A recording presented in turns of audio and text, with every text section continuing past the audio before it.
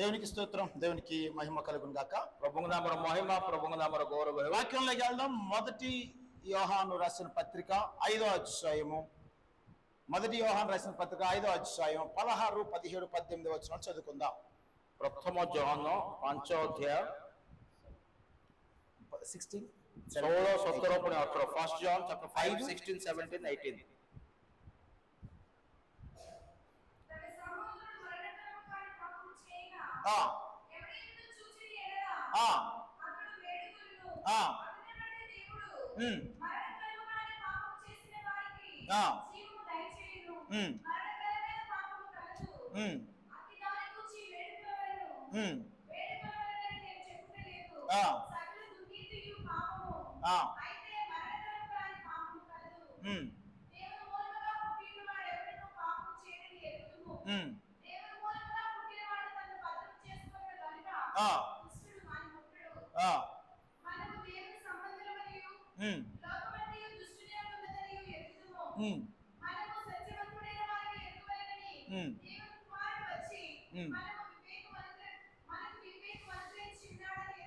చాలు.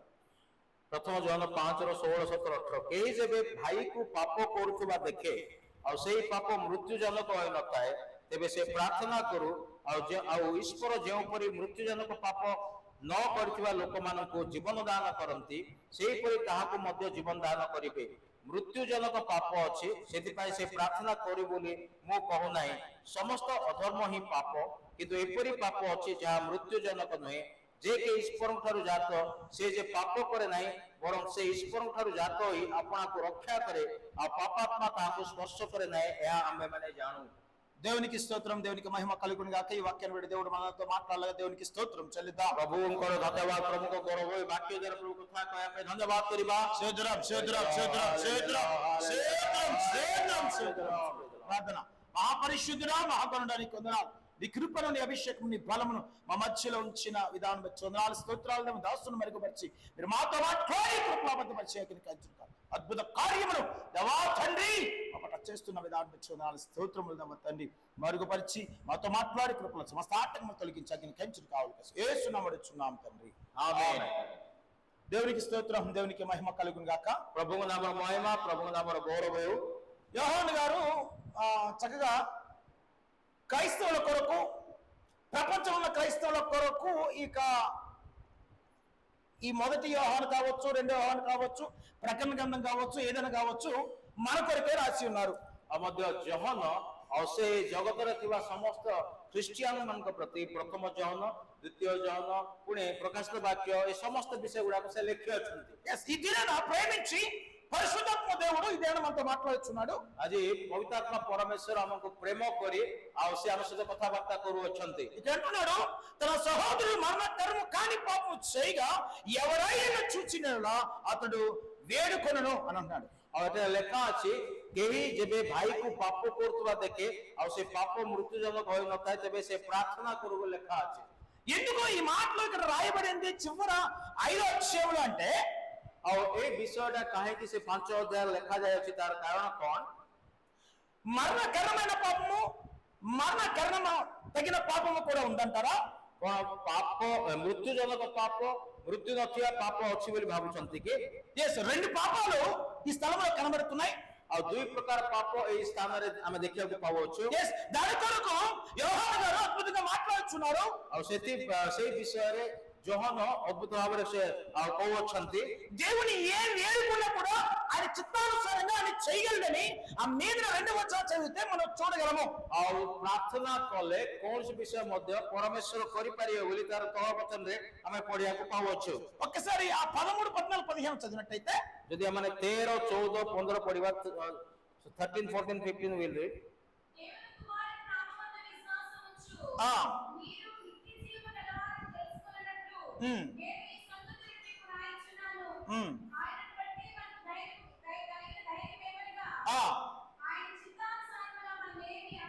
ఆయన చిత్తానుసారంగా మనం ఏమి అడిగినా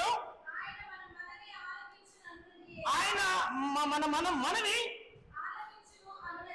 ఆలోచించు అన్నది మనం ఏమి అడిగినను ఎరిగిన ఎడల మనం ఆయన వేడుకొనని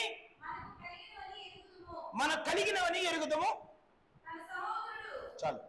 ଈଶ୍ୱରଙ୍କର ପୁତ୍ରଙ୍କ ନାମରେ ବିଶ୍ୱାସ କରୁଅଛ ଯେ ତୁମମାନେ ଯେପରି ଜାଣ ଯେ ତୁମମାନେ ଅନନ୍ତ ଜୀବନ ପାଇଅଛ, ଏଥି ନିମନ୍ତେ ମୁଁ ତୁମମାନଙ୍କ ନିକଟକୁ ଏହି ସମସ୍ତ ଲେଖିଲି।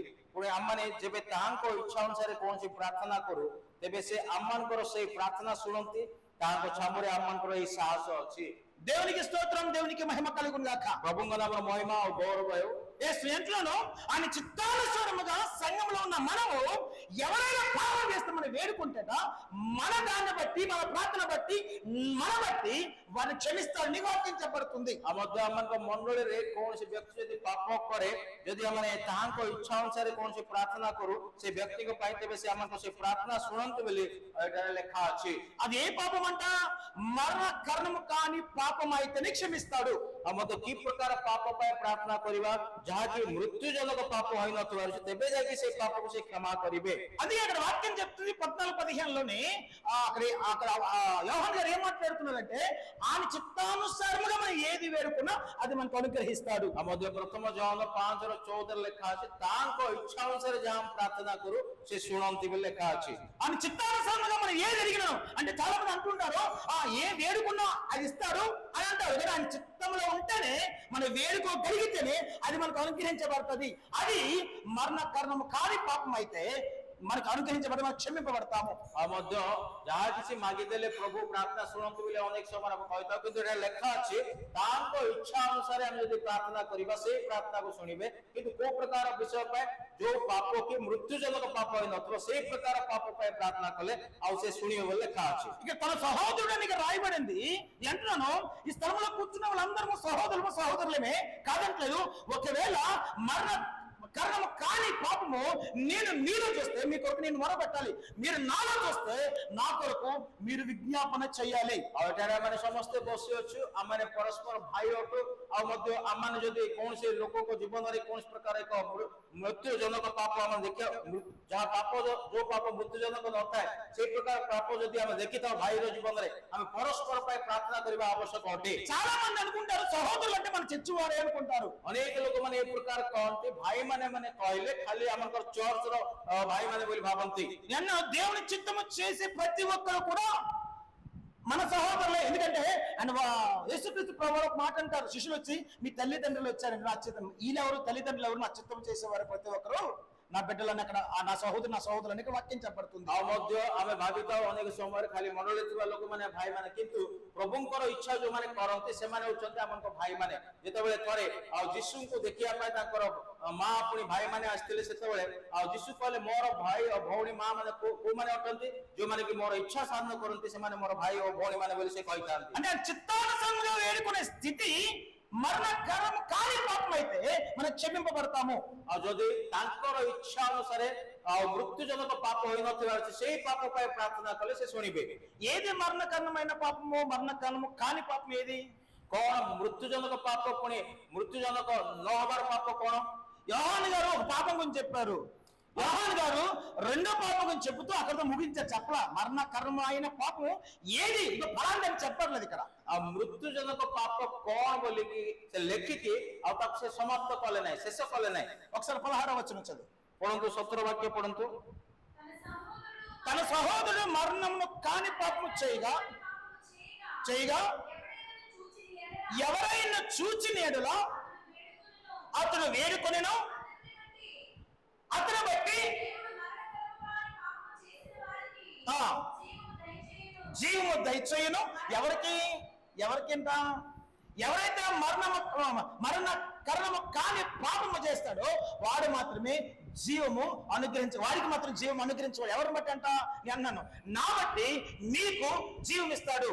କେହି ଯେବେ ଭାଇକୁ ପାପ କରୁଥିବା ଦେଖେ ଆଉ ସେଇ ପାପ ମୃତ୍ୟୁଜନକ ହୋଇନଥାଏ, ତେବେ ସେ ପ୍ରାର୍ଥନା କରୁ ଆଉ ଈଶ୍ୱର ଯେପରି ମୃତ୍ୟୁଜନକ ପାପ କରୁନଥିବା ଲୋକମାନଙ୍କୁ ଜୀବନ ଦାନ କରନ୍ତି। କେତେବେଳେ ଯଦି ସେ ମୃତ୍ୟୁଜନକ ପାପ କରୁନଥିବ ଆଉ ସେତେବେଳେ ତା ପାଇଁ ପ୍ରାର୍ଥନା କଲେ ପ୍ରଭୁ ତାକୁ ଜୀବନ ଦାନ କରିବେ। అంటే మన సహోదరుల కొరకు మనం ప్రార్థన చేస్తే, మన సహోదరుల కొరకు మనం విజ్ఞాపన చేస్తే దేవుని చిత్తానుసారమైన ఆ వేడుకుంటే అద్భుతంగా నేను అంటున్నాను, వారికి విడుదల వస్తుంది, అది నీకు కూడా విడుదల రావచ్చు। ଆଉ ମଧ୍ୟ ଯେତେବେଳେ ଆମମାନଙ୍କର ଭାଇମାନଙ୍କ ପାଇଁ ଆମେ ପ୍ରାର୍ଥନା କରିବା, ତେବେ ସେଇ ଭାଇର ଜୀବନରେ ଗୋଟେ ଅଦ୍ଭୁତ ମୁକ୍ତି ଆସିବ, ଆଉ ମଧ୍ୟ ସେହି ମୁକ୍ତି ପାଇବନି ଆମମାନଙ୍କ ଜୀବନରେ ମଧ୍ୟ ଆମେ କିଛି ଜୀବନ ପାଇବା। ఎందుకంటే మన మధ్యలో యోబు భక్తుడు ఒకడు ఉన్నాడు, 42వ అధ్యాయం 7వ వచనం మనం చూసినట్టయితే అద్భుత ఒక మాట చెప్పబడుతుంది। యోబు గ్రంథము, జోబు గ్రంథము 42:7। ଆଉ ଆୟୁବ ପୁସ୍ତକ 42ର ଆଉ 7 ପଢନ୍ତୁ। Job chapter 42:7। యెహోవా యోబుతో ఆ మాటలు పలికిన తరువాత ఆ ఆయన దేవాలయములోని ఎలీఫజుతో ఇలా సెలవిచ్చెను, ఆ నా సేవకుడైన యోబు పలికినట్లు నా సేవకుడైన యోబు పలికినట్లు మీరు నన్ను గూర్చి యుక్తమైనది పలుకలేదు మీరు నన్ను గురించి యుక్తమైనది పలుకులేదు కనుక నా కోపము నీ మీదను ఇద్దరు స్నేహితుల మీద మండుచున్నది. నా కోపం నీ మీదను ఇద్దరు స్నేహితుల మీద మండుచున్నది కాబట్టి నేను ఎడ్లను 7 పొట్టేళ్లను ఆ మీరు తీసుకొని నా సేవకుడైన యోబు వద్దకు పోయి నా సేవకుడు అయిన యోబు యొద్దకు పోయి నీ నిమిత్తము దహన బలి నీ నిమిత్తము దహన బలి అర్పింపవలెను। అర్పింపవలెను. అప్పుడు నా సేవకుడైన యోబు ఆ నీ నిమిత్తము ప్రార్థన చేయును. ఆ నీ అవివేకమును బట్టి నీ అవివేకమును బట్టి మిమ్మల్ని శిక్షింపక ఉండునట్లు ఆ నేను అతని మాటను అంగీకరించెదను. ఉమ్, నేనెనగా నా సేవకుడైన యోబు పలికినట్లు ఉమ్. మీరు నన్ను గూర్చి యుక్తమైనది పలకలేదు. ఆ తేమానీయుడైన ఎలీఫజును, ఆ షూహీయుడైన బిల్దదును, ఉమ్, నయమాతీయుడైన జోఫరును పోయి ఉమ్, యెహోవా తమకు ఆజ్ఞాపించినట్లు చేయగా ఆ. యెహోవా వారి పక్షమున యోబును అంగీకరించెను. ఉమ్, మరియు యోబు తన స్నేహితుల నిమిత్తము ప్రార్థన చేసినప్పుడు ఆ. యెహోవా అతని క్షేమస్థితిని మరలా అతనికి దయచేసెను. చాలు, దేవునికి స్తోత్రం, దేవునికి మహిమ కలుగును గాక। ସଦାପ୍ରଭୁ ଆୟୁବକୁ ଏଇ ସବୁ କଥା କହିଲା ଉତ୍ତାରେ ସଦାପ୍ରଭୁ ଦୈମନୀୟ ଇଲିଫଜକୁ କହିଲେ, ତୁମ ପ୍ରତି ଓ ତୁମର ଦୁଇ ମିତ୍ର ପ୍ରତି ଆମର କୋପ ପ୍ରଜ୍ୱଳିତ ହୋଇଅଛି, କାରଣ ତୁମମାନେ ଆମ ଦାସ ଆୟୁବ ପରି ଆମ ବିଷୟରେ ଯଥାର୍ଥ କଥା କହିନାଅ। ଏଣୁ ଏବେ ତୁମମାନେ ଆପଣମାନଙ୍କ ପାଇଁ 7 ବୃଷ ଓ 7 ମେଷ ନେଇ ଆମ୍ଭ ଦାସ ଆୟୁବ ନିକଟକୁ ଯାଅ ଓ ଆପଣମାନଙ୍କ ନିମନ୍ତେ ହୋମବଳି ରୂପେ ତାହା ଉତ୍ସର୍ଗ କର। ତହିଁରେ ଆମ୍ଭ ଦାସ ଆୟୁବ ତୁମମାନଙ୍କ ନିମନ୍ତେ ପ୍ରାର୍ଥନା କରିବ, କାରଣ ଆମ୍ଭେ ତାହାକୁ ଗ୍ରାହ୍ୟ କରି ତୁମଙ୍କ ମୂର୍ଖତା ପ୍ରମାଣେ ତୁମଙ୍କ ପ୍ରତି ବ୍ୟବହାର କରିବା ନାହିଁ, ଯେହେତୁ ତୁମମାନେ ଆମ୍ଭ ଦାସ ଆୟୁବ ପରି ଆମ ବିଷୟରେ ଯଥାର୍ଥ କଥା କହିନାଅ। ତହିଁରେ ତୈମନୀୟ ଇଲିଫଜ ଓ ସୁହୀୟ ବିଲ୍ଦଦ ଓ ନାମାଥୀୟ ସଫର ଯାଇ ସେମାନଙ୍କ ପ୍ରତି ସଦାପ୍ରଭୁଙ୍କ ଆଜ୍ଞା ପ୍ରମାଣ କର୍ମ କଲେ। ପୁଣି ସଦାପ୍ରଭୁ ଆୟୁବକୁ ଗ୍ରାହ୍ୟ କଲେ। ପୁଣି ଆୟୁବ ଆପଣା ମିତ୍ରମାନଙ୍କ ପାଇଁ ପ୍ରାର୍ଥନା କରନ୍ତେ ସଦାପ୍ରଭୁ ତାର ବନ୍ଦୀ ଅବସ୍ଥା ପରିବର୍ତ୍ତନ କଲେ। ପୁଣି ସଦାପ୍ରଭୁ ଆୟୁବକୁ ତାର ପୂର୍ବ ସମ୍ପଦର 2 ଗୁଣ ପ୍ରଦାନ କଲେ। దేవునికి స్తోత్రం, దేవునికి మహిమ కలుగును గాక। ପ୍ରଭୁଙ୍କ ନାମର ମହିମା, ପ୍ରଭୁଙ୍କ నామର గౌరవ ହେଉ। యోగత్తుల గురించి అద్భుతంగా ఇక్కడ చెప్పబడుతుంది। స్నేహితుల కొరకు అద్భుతంగా ఆయన ప్రార్థన చేశాడు కాబట్టి, ఆయన వేడుకున్నాడు కాబట్టి యోగ భక్తులు బట్టి వీరు క్షమింపబడ్డారు। ଆଉ ମଧ୍ୟ ଆୟୁବ ତାଙ୍କର ମିତ୍ରମାନଙ୍କ ବିଷୟରେ ଏଠାରେ ଲେଖା ଅଛି। ଆଉ ଆୟୁବ ତାଙ୍କ ମିତ୍ରମାନଙ୍କ ପାଇଁ ପ୍ରାର୍ଥନା କରିବା ଯୋଗୁଁ ଆଉ ଆୟୁବଙ୍କର ମିତ୍ରମାନେ ଆୟୁବ ମଧ୍ୟ ସେଠାରେ ଆଉ ମୁକ୍ତ ହେଲେ ବୋଲି ସେଠାରେ ଲେଖା ଅଛି। ఎన్నను యుక్తమైనది యోగులాగా వీరు పలకలేకపోయారంట, అందుకే ఆ పాపం కింద అది ఆ పాపం కింద దేవుడు ఎన్నుకున్నాడు, కానీ ఆ పాపాన్ని యోగుని బట్టి క్షమించాడు। ଆଉ ମଧ୍ୟ ଆୟୁବଙ୍କ ସଦୃଶ୍ୟ ତାଙ୍କର ମିତ୍ରମାନେ ଯଥାର୍ଥ କଥା ନ କହିପାରିବାରୁ ଆଉ ତାଙ୍କ ଜୀବନରେ ପାପ ହେଲା। ଆଉ ସେ ପାପ ହେବା ଦ୍ୱାରା ଆଉ ମଧ୍ୟ ଆୟୁବ ତାଙ୍କ ପାଇଁ ପ୍ରାର୍ଥନା କରିବା ଦ୍ୱାରା ସେ ପାପ କ୍ଷମା ହେଇଥିଲା। ఎగ్జాంపుల్, నేను పలికినట్టు దేవుడి కోసం మీరు పలకలేకపోయారు। ଆଉ ମଧ୍ୟ ମୁଁ ଯେମିତି କଥାବାର୍ତ୍ତା କଲି ଯଥାର୍ଥ ପ୍ରଭୁଙ୍କ ବିଷୟରେ କହିଲି, ଏଇ ତାଙ୍କ ସାଙ୍ଗମାନେ ସେ ପ୍ରକାର ଯଥାର୍ଥ କଥାବାର୍ତ୍ତା କଲେ ନାହିଁ। లేకపోతే సంఘంలో ఒక వ్యక్తి దేవుడి కోసం అద్భుతంగా సాక్ష్యం చెప్పి అద్భుతంగా పలికాడు, ఆ పలికినట్టు ఇంకో వ్యక్తి పలకలేకపోయాడు కాబట్టి అది పాపం కింద దేవుడు చేర్చాడు। ଆଉ ମଧ୍ୟ ମଣ୍ଡଳୀରେ ଆଉ ଜଣେ ବ୍ୟକ୍ତି ପ୍ରଭୁଙ୍କ ବିଷୟରେ ଭଲ ସାକ୍ଷ୍ୟ ଦେଇକି ପ୍ରଭୁଙ୍କର ଗୌରବ କଲା, କିନ୍ତୁ ଅନ୍ୟ ଜଣେ ବ୍ୟକ୍ତି ତାହା ସେ ସାକ୍ଷ୍ୟ ଗ୍ରହଣ ନ କରି ପ୍ରଭୁଙ୍କ ବିଷୟରେ ଯଥାର୍ଥ କଥା କହିଲା ନାହିଁ, ଯଦ୍ୱାରା କି ସେଇ ଲୋକର ପାପ ହେଲା। మన కన్నీరు కాస్తే మనం ప్రార్థన చేస్తే దేవుడు దేనిని క్షమించగలవాడు కదా। ଆଉ ମଧ୍ୟ ଆମେ ଯଦି ଚକ୍ଷୁରୁ ଲୁହ ବୋହାଇକି ଯଦି କୌଣସି ବିଷୟ ପାଇଁ ପ୍ରାର୍ଥନା କରିବା, ତେବେ କଣ ପ୍ରଭୁ ଆମଙ୍କ ପ୍ରାର୍ଥନା ତ ଶୁଣିବେ ନା ବୋଲି ଭାବୁ? అంటే మన పాపం కొరకు మన ప్రార్థన పనిచేయదా? ତେବେ ଆମଙ୍କର ପାପ ପାଇଁ ଆମଙ୍କ ପ୍ରାର୍ଥନା କଣ କାମ କରିବ ନାହିଁ କି? నేను మనకు అవినీతి కొరకు మన ప్రార్థన పనిచేయదా? ଆମଙ୍କର ଅବାଧ୍ୟତା ପାଇଁ ଆମଙ୍କ ପ୍ରାର୍ଥନା କଣ କାମ କରିବ ନାହିଁ କି? పనిచేయదా? କାମ କରିବ ନାହିଁ କି ଆମ ପ୍ରାର୍ଥନା ନିଜର అంటే ପ୍ରାର୍ଥନା యోగ భక్తులు మనం కూడా మన స్నేహితుల కొరకు మన సహోదరుల కొరకు ప్రార్థన చేస్తే విజ్ఞాపన చేస్తే వేడుకుంటేనే వారు రక్షింపబడతారు. దాని బట్టి నీవు కూడా రక్షింపడతారు. ఇక్కడ వాక్యం చెప్పబడుతుంది యోగ భక్తులు అదే విధంగా జరిగింది కదా. ଆଉ ମଧ୍ୟ ଆୟୁବଙ୍କ ଜୀବନରେ ଆମେ ଯେତେବେଳେ ଦେଖୁଅଛୁ କି ଆୟୁବର ମିତ୍ରମାନେ ଯେତେବେଳେ ପାପ କଲେ, ମୃତ୍ୟୁଜନକ ପାପ ହୋଇନଥିଲା, ତା ପାଇଁ ପ୍ରାର୍ଥନା କଲାରୁ ଆଉ ସେମାନଙ୍କର ପାପ କ୍ଷମା ହେଲା, ତା ସହିତ ଆମେ ଦେଖିବାକୁ ପାଉଛୁ ଆୟୁବ ମଧ୍ୟ ସେ କାରାଗାରରୁ ମୁକ୍ତ ହେଲେ ବୋଲି। ତେବେ ଏଟା ଲେଖା ଅଛି ନା ସେଇ ପ୍ରକାର? అధిక వాక్యం చెప్తుంది నువ్వు భక్తిగా సుఖంగా జీవించు నిమిత్తము అధికారుల కొరకు రాజుల కొరకు ప్రతి ఒక్కరి కొరకు విజ్ఞాపన చేయుడి యాచన చేయడం వాక్యం ఉంది. ସେଥିପାଇଁ ବାକ୍ୟରେ ଏଇ ପ୍ରକାର ଲେଖା ଅଛି, ତୁମେ ଯେମିତି ଶାନ୍ତି ପୁଣି ନିରାପଦରେ ବାସ କରିବ, ସେଥିପାଇଁ ସମସ୍ତ ରାଜା ଅଧ୍ୟକ୍ଷ ଏଇ ସମସ୍ତଙ୍କ ପାଇଁ ପ୍ରାର୍ଥନା କର ବୋଲି ବାକ୍ୟରେ ଲେଖା ଅଛି। ఏనన్నా నువ్వు భక్తిగా సుఖముగా జీవించు నిమిత్తం వాక్యం ఉంది. ଆଉ ମଧ୍ୟ ଶାନ୍ତିରେ ପୁଣି ନିରାପଦରେ ବାସ କରିବା ପାଇଁ ବୋଲି ବାକ୍ୟରେ ଲେଖା ଅଛି। ఎవరి కొరకంట? రాజుల కొరకు అధికారుల కొరకు ఈ ప్రపంచం కొరకు సమస్త మానవాళి కొరకు విజ్ఞాపన యాచన చేయమని అడుక్కోమంటున్నాడు. ଆଉ ମଧ୍ୟ ସମସ୍ତ ରାଜା ତୁମର ଅଧ୍ୟକ୍ଷ ପୁଣି ସମସ୍ତ ତୁମମାନଙ୍କ ଉପରେ ଯୋଉମାନେ ଅଛନ୍ତି ସମସ୍ତ ଲୋକମାନଙ୍କ ପାଇଁ ସେମାନଙ୍କ ପାଇଁ ପ୍ରାର୍ଥନା କର ବୋଲି ବାକ୍ୟରେ ଲେଖା ଅଛି। అంటే వారి పాపం క్షమింపబడితే నీ పాపం క్షమింపబడుతుంది. ଆଉ ସେମାନଙ୍କର పాప ଯଦି କ୍ଷମା ହବ, ଆମଙ୍କ ପାପ କ୍ଷମା ହେଇପାରିବ। మరి ఇక్కడ రెండో దాని గురించి యోహాను భక్తుడు మాట్లాడుతున్నాడు, అది మరణకరమైన పాపం అంట।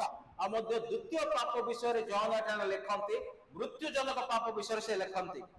అంటూ 15 వచనంలో ఒక మాట అంటాడు, సకల దుర్నీతి పాపము అయితే మరణకరము కానీ పాపము కలదు అంటున్నాడు ఇక్కడ। ଆଉ ମଧ୍ୟ ସେ ସେଠାରେ 17 ବାକ୍ୟରେ ଏ ପ୍ରକାର ଲେଖନ୍ତି, ସମସ୍ତ ଅଧର୍ମ ହିଁ ପାପ, କିନ୍ତୁ ଏପରି ପାପ ଅଛି ଯାହା ମୃତ୍ୟୁଜନକ ନୁହେଁ ବୋଲି। ఇది సమస్త దుర్నీతి పాపమే కానీ ఈ పాపము మరణకరమైన పాపము కాదు అని ఇక్కడ వాక్యం మాట్లాడుతుంది। ସମସ୍ତ ଅଧର୍ମ ହିଁ ପାପ, କିନ୍ତୁ ଏପରି ପାପ ଅଛି ଯାହା ମୃତ୍ୟୁଜନକ ନୁହେଁ ବୋଲି କହୁଛନ୍ତି। అంటే సమస్త దుర్నీతి నీలో ఉన్న ఆ పాపము క్షమింపబడుతుందమ్మా। ସମସ୍ତ ଅଧର୍ମ ଥିଲେ କଣ ସେଇ ସମସ୍ତ ଅଧର୍ମ ଆପଣଙ୍କର ଜୀବନରେ କ୍ଷମା ହବ ବୋଲି ତାର ଅର୍ଥ କି?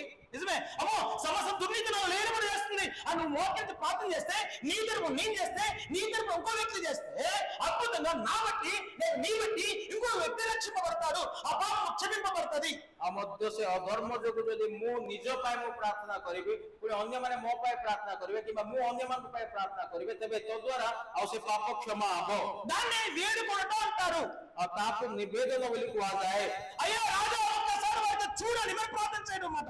ହେ ରାଜା, ହେ ପ୍ରଭୁ, ఆ ବିଷୟରେ ଟିକେ ଦେଖ ବୋଲି ଆମେ ତାକୁ ନିବେଦନ କରିବା, ସେଇ ପ୍ରକାର ପ୍ରାର୍ଥନା। నిజమే, వాళ్ళు తెలియక ఆ దుర్నీతి యొక్క పాపంలో పడ్డారు కాబట్టి అయ్యో వాళ్ళని క్షమించు అని ఎవరో నీకు తెలిసిన ఇగో ఈ వ్యక్తి పాపం చేస్తున్నాడు, ఇగో ఈ వ్యక్తి తాగుతున్నాడు, ఈ వ్యక్తి వ్యభిచారం చేస్తున్నాడు, నీకు తెలిస్తే ఎవరికి చెప్పడం కాదు కానీ నీ ప్రియనైన ఆ దేవుడికి ఆయన పాదాలు పట్టుకొని నువ్వు చెప్పినట్టయితే అద్భుతంగా ఆయన రక్షింపబడతాడు, నువ్వు రక్షింపబడతావు। ଆଉ ଯଦି ଆପଣମାନେ କୌଣସି ଭାଇର ପାପକୁ ଜାଣିଛନ୍ତି, ତା ପାଇଁ ପ୍ରାର୍ଥନା କରିବେ କି ପ୍ରଭୁ ସେ ଏ ପ୍ରକାର ପିଆପିଇ କରୁଛି, ଏ ପ୍ରକାର ମନ୍ଦ କାମ କରୁଛି, ଏ ପ୍ରକାର ପାପ କରୁଛି, ଯଦି ତା ପାଇଁ ଆପଣମାନେ ନିବେଦନ କରି ପ୍ରଭୁଙ୍କ ନିକଟରେ ପ୍ରାର୍ଥନା କରିବେ, ତେବେ ତାର ପାପ କ୍ଷମା ହବ, ତା ସହିତ ଆପଣଙ୍କ జీవనର పాప ମଧ୍ୟ క్షమా హବ। ఈ దిన సంఘముల్లో ఏ విధంగా జరుగుతుందంటే ఇగో ఆ సిస్టర్ పాపం చేస్తుందంట, ఇగో ఈ బ్రదర్ పాపం చేస్తుందంటే చెప్పడం తప్ప ఇంకో నేను అంటున్నాను, ఒకరు పాపం చేశారంట, ఒకరు ఈ విధంగా తిరుగుతున్నారంట, ఒకరు మందు తాగుతున్నారంట చెప్పడం చెప్పితే అంట 6 గంటలకి పాపం మనకు వస్తుందంట।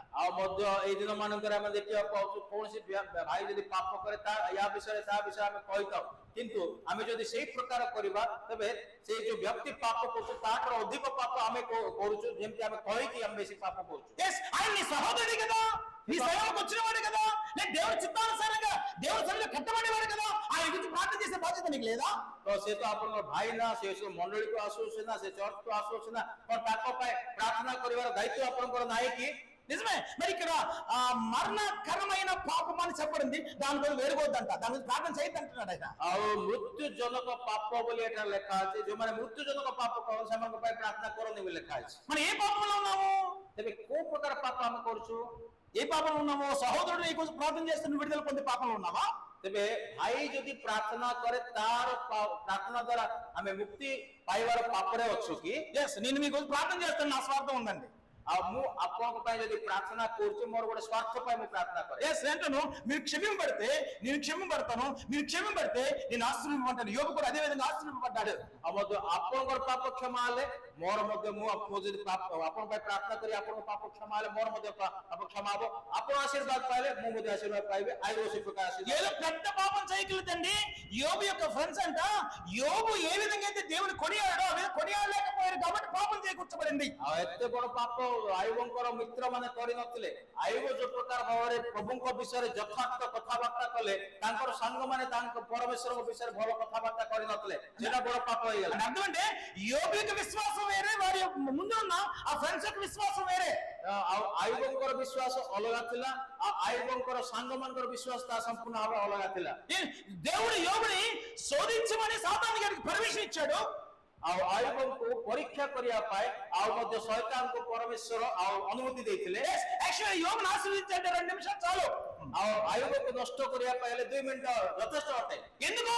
సంఘములతో దేవుడు మాట్లాడిన మాట ఏంటంటే మన కొరకే ఇక్కడ ఆ కార్యము యోబు జీవితంలో జరిగింది. 42 చివరి అధ్యాయంలో అద్భుతంగా దేవుడు మనతో మాట్లాడుతున్నాడు. పరిశుద్ధాత్మ దేవుడు లేక తండ్రి అయిన దేవుడు ఆశీర్వదించాలంటే 2 సెకండ్లు చాలని యోబుని। ଆଉ ମଧ୍ୟ ଆପଣମାନେ ଆଉ ଆୟୁବଙ୍କ ବିଷୟରେ ବାଇବଲରେ କଣ ପାଇଁ ଲେଖାଗଲା ମାନେ ସେଟା ଏଇ ମଣ୍ଡଳୀ ପାଇଁ ଲେଖାଗଲା। ଯଦି 42 ଆୟୁବ 42 ଅଧ୍ୟାୟ ପଢିବେ ତା ଶେଷରେ ଆଉ ମଧ୍ୟ ଲେଖା ଅଛି ତାକୁ 2 ଗୁଣ ଆଶୀର୍ବାଦ କଲେ। ମାନେ ଯଦି ପରମେଶ୍ୱର ଚାହିଁବେ 2 ମିନିଟ ଭିତରେ ଆମକୁ 2 ଗୁଣ ఆశీర్వాదం ମଧ୍ୟ ଦେଇପାରିବେ। అన్నాను అంటే వీళ్ళు 7 ఎడ్లను 7 గొర్రెలు తీసుకువెళ్ళమని ఇక్కడ వాక్యం చెప్పబడుతుంది కదా.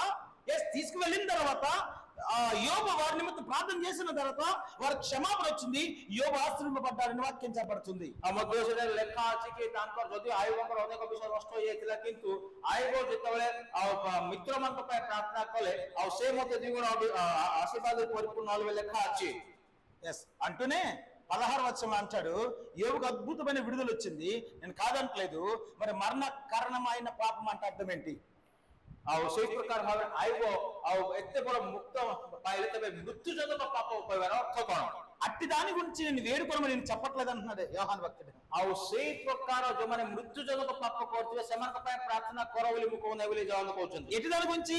ఇక్కడ యోహాను 16లోని చివరి వచనం చదివితే చదువు, మరణకరమైన పాపము కలదు, అట్టి దాని గురించి వేడుకోవాలని నేను చెప్పటలేదు అంటున్నాడు। ଆଉ ମଧ୍ୟ ଆଉ ସେ ଜଣ ଲିଖିତ ସୁସମାଚାର ପ୍ରଥମ ଜଣ 5ର ଆଉ ମଧ୍ୟ 17ରେ 16 ଲେଖା ଅଛି, 16 ଲେଖା ଅଛି ମୃତ୍ୟୁଜନକ ପାପ ଅଛି ସେଥିପାଇଁ ସେ ପ୍ରାର୍ଥନା କରୁ ବୋଲି ମୁଁ କହୁନାହିଁ।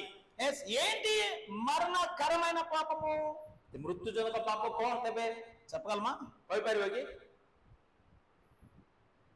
2 పాపాలు సంఘమే తేలుబడి చేస్తున్నాయి। 2 ପ୍ରକାର ପାପ ମଣ୍ଡଳୀକୁ ପ୍ରଭାବିତ କରିଥାଏ। మరణకరము కాని పాపం ఒకటి, మరణకరమైన పాపము ఒకటి। ଆଉ ଯାହା ମୃତ୍ୟୁଜନକ ହୋଇନଥାଏ ସେଟା ଗୋଟେ ପାପ, ଆଉ ଯାହାକି ମୃତ୍ୟୁଜନକ ହୋଇଥାଏ ତା ଗୋଟେ ପାପ। దాని నుంచి ప్రజలు రక్షింపబడతారంట। ଆଉ ଯାହା ମୃତ୍ୟୁଜନକ ହୋଇନଥାଏ ସେଠୁ କ୍ଷମା ପାଇପାରିବେ। రెండో దాని గురించి అట్టి దాని గురించి నేను ప్రార్థన చేయమని చెప్పను, వేడుకోమని నేను చెప్పను అంటున్నాడు ఆయన। ଆଉ ମୃତ୍ୟୁଜନକ ପାପ ପାଇଁ ପ୍ରାର୍ଥନା କର ବୋଲି ମୁଁ କହୁନାହିଁ ବୋଲି କହୁଛନ୍ତି। ఎందుకని ఒకసారి ఇర్మియా గ్రంథం తీయండి, ఒకసారి ఇర్మియా గ్రంథము, జెరెమియా పుస్తకం పడంతు, జెరెమియా పుస్తకం, ఇర్మియా గ్రంథము 7వ అధ్యాయము 16, 17 వచనం చదువుకుందాం। జెరెమియా చాప్టర్ 7